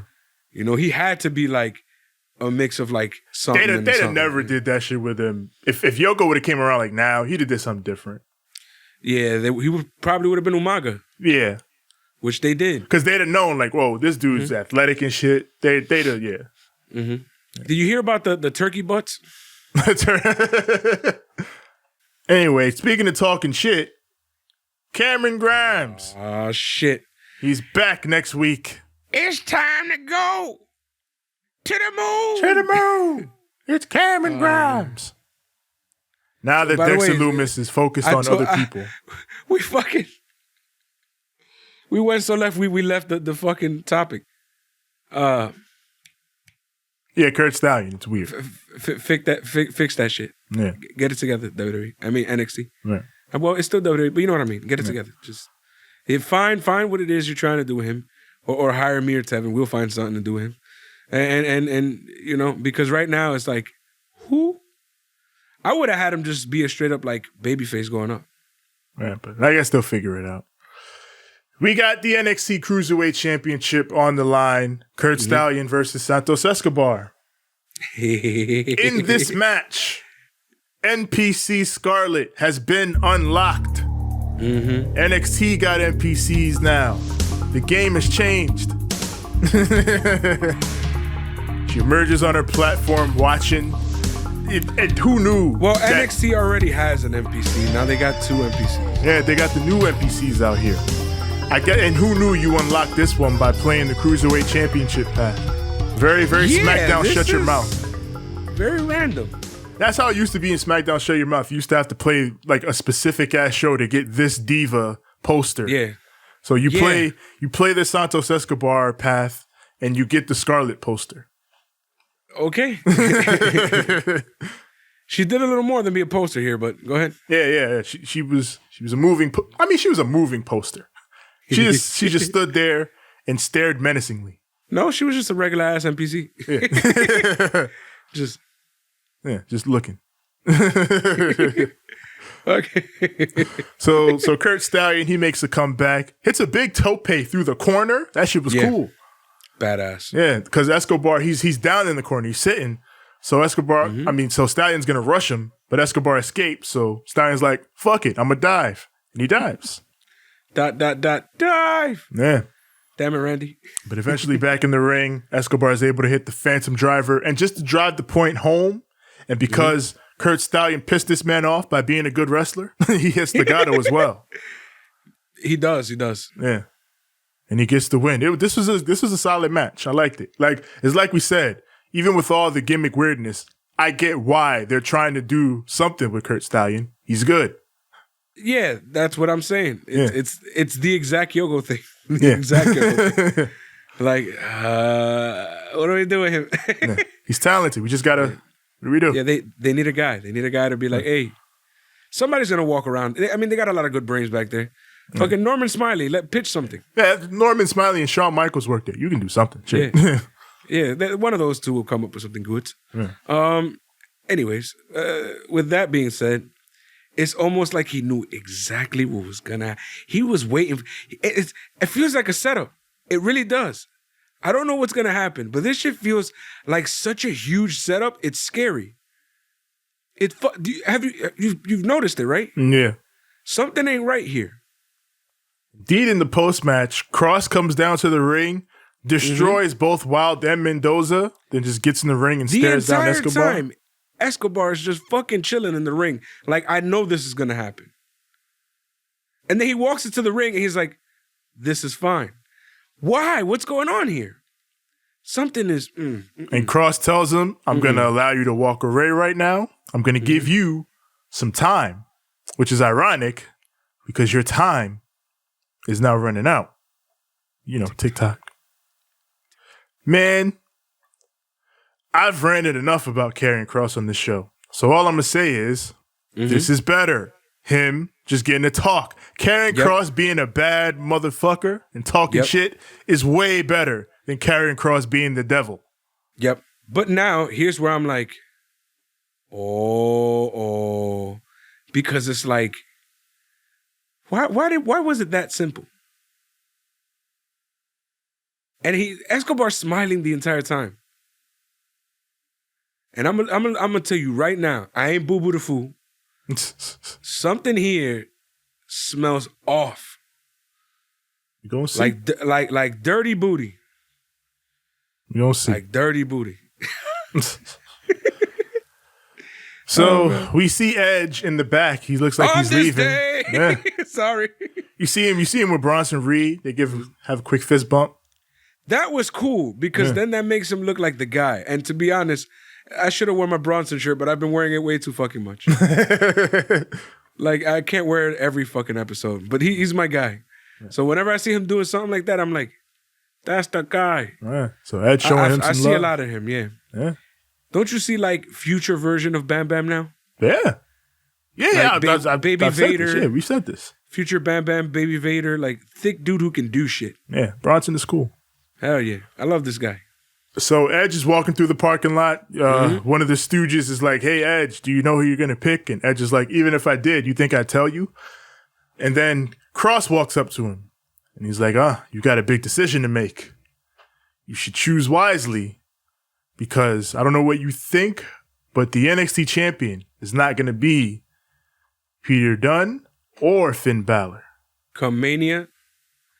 It's gonna be me. Yes, he goes full in sync. It's gonna be me. It's gonna It's gonna be me. Edge. He says, are you trying to threaten me? Because words like that, one could see as motivating. Edge is Cornholio. Are you threatening me? Are you threatening me? I am Cornholio. I need TP for my bungle. So the great Cornholio was like, are you threatening me? He tells him that could be motivating. Mm-hmm. And that might make me come back. And I don't know if you want me to come back.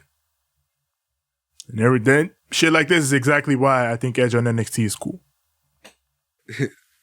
Carlito somewhere still going, that's not cool. That's not cool. me, I'm cool. I got an apple. He's who I want on NXT. Carlito on that NXT. That would be fucking great. So that takes us into the main event, the Dusty Tag Team Classic quarterfinal. Undisputed Era, Adam Cole and Roderick Strong versus Timothy Thatcher and Tommaso Ciampa. How old did Tommaso Ciampa become all of a sudden? Because that's everybody's saying Tommaso. It's because he's not cutting his hair. And because he's not, I guess, dyeing his beard. He looks super duper gray. Well, I mean, his beard's always been gray, but like, nah, it's like other shades of gray now. I feel like his beard's always been like salt and pepperish. Yeah, but was more than. But more since he's pepper, bald, like, I mean, no more salt whatever. here. My bad. Yeah. Nah, but right now it's looking more salt than pepper. Yeah. And his he ain't cutting his hair and he losing it. So yeah. Well, no, he lost it. He lost it, but yeah. he got the side situation going on, and it's just like he is. So whose dad is this, bro? Once he cuts it, he'll look like the Tommaso Ciampa you know and love. Man, I hope so because I want nobody to survive. And right now he's looking like he's the one. Damn. I thought there was scant survival in this match. You had Adam Cole and Tommaso Ciampa. They start and they wrestled each other, which was good. But then Roderick Strong and Timothy Thatcher came in to wrestle much more technically and much more violently because that's what they do.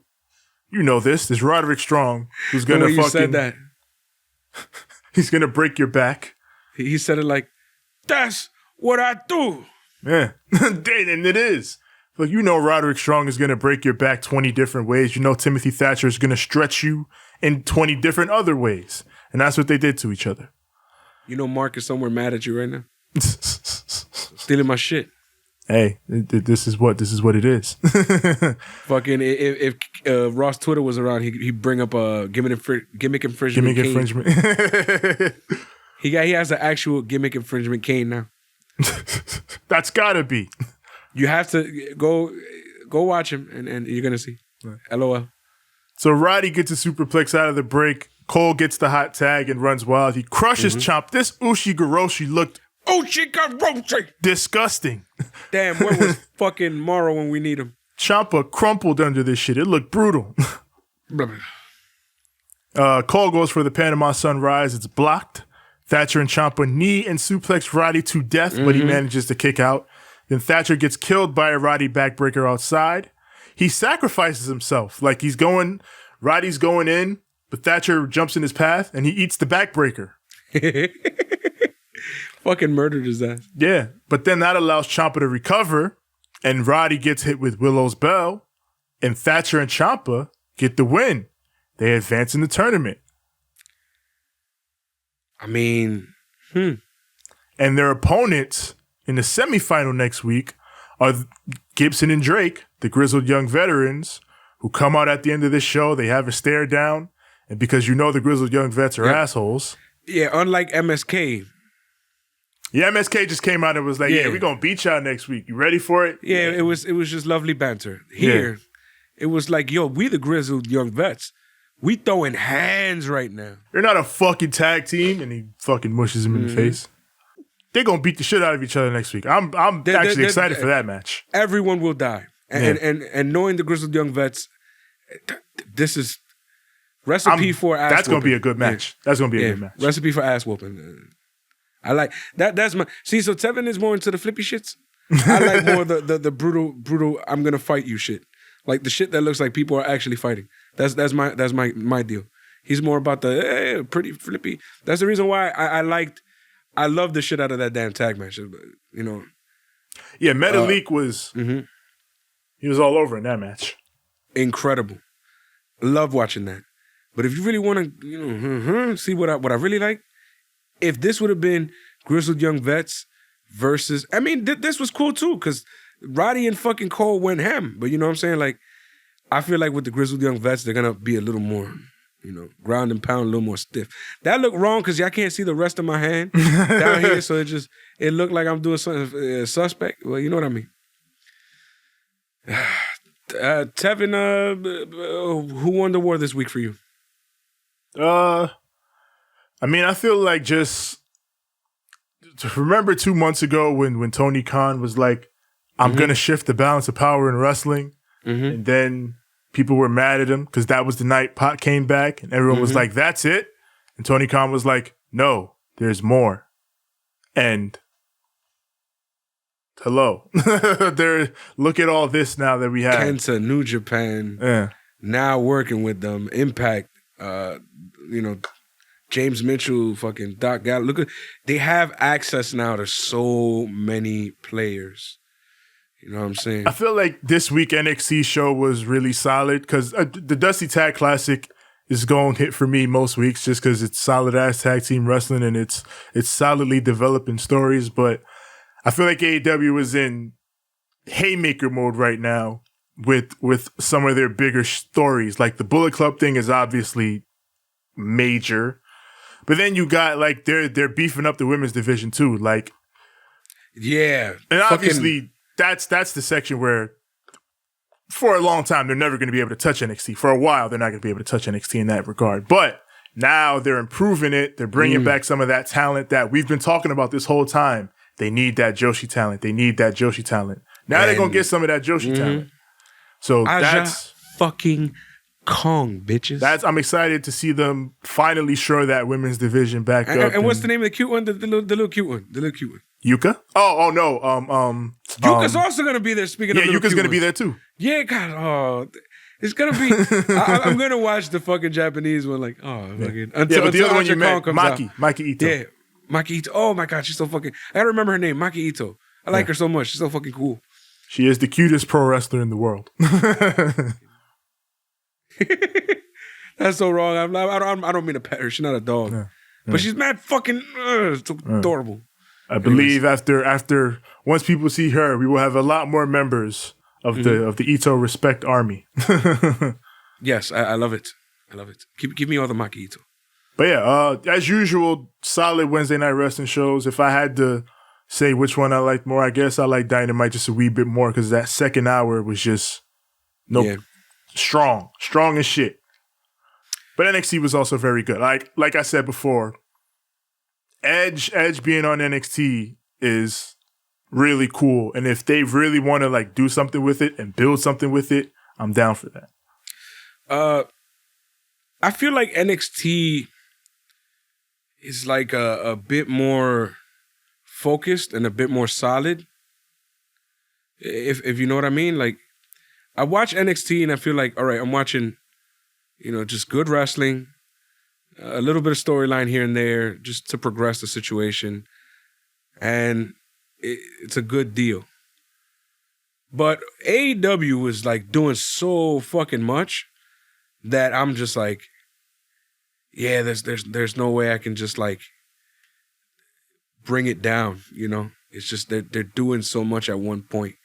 And like the only thing that I said that I wish they fixed up a bit was like they were a bit more focused like NXT is. But I mean, fuck, man, they put on a great show. So Tevin, I'm gonna need you to tell these young, nice, beautiful people out here on the Tube of the U where else to find us. Yes, you already know where to find us. Find us on Instagram at Ramblemania Show. Find us on Twitter at Ramblemania.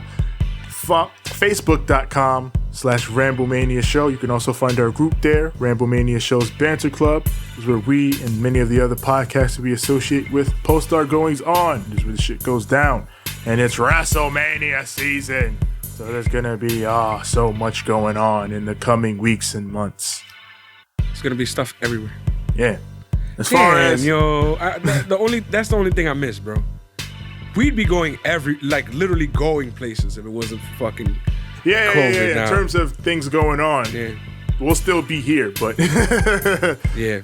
it'll be going on virtually and elsewhere and things like that.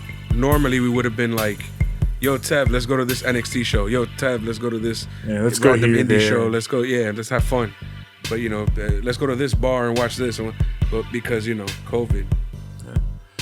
Situation, but audio, Apple Podcasts, Google Podcasts, Spotify, Stitcher, Anchor, TuneIn, everywhere your podcasts are found, just search Ramblemania Show or Banter Club. As far as me personally, you can find me on Instagram at TJ the Great One. That's TJ the GR, the number 8, the number 1. And find me on Twitter at TJ the Great. That's TJ the GR, the number 8. It's as simple as that. TJ the Great. You can find me on Instagram at the number 6, the letter X, the letter L. That is at 6XL. You can find me on Twitter at SIIXX. Ain't I great? Don't forget it. I said at SIIXX. You all ready? Tevin, I'm going to have to... Well, really now we have to leave him with a... Too sweet? It's compulsory. We have to now. This is everything right now. You damn right. And a good fight. And a good night. Blagga blagga blagga blagga blagga blagga blagga blagga blagga blagga blagga blagga blagga. Happy birthday. Oh hi, Mark. Oh hi, Mark.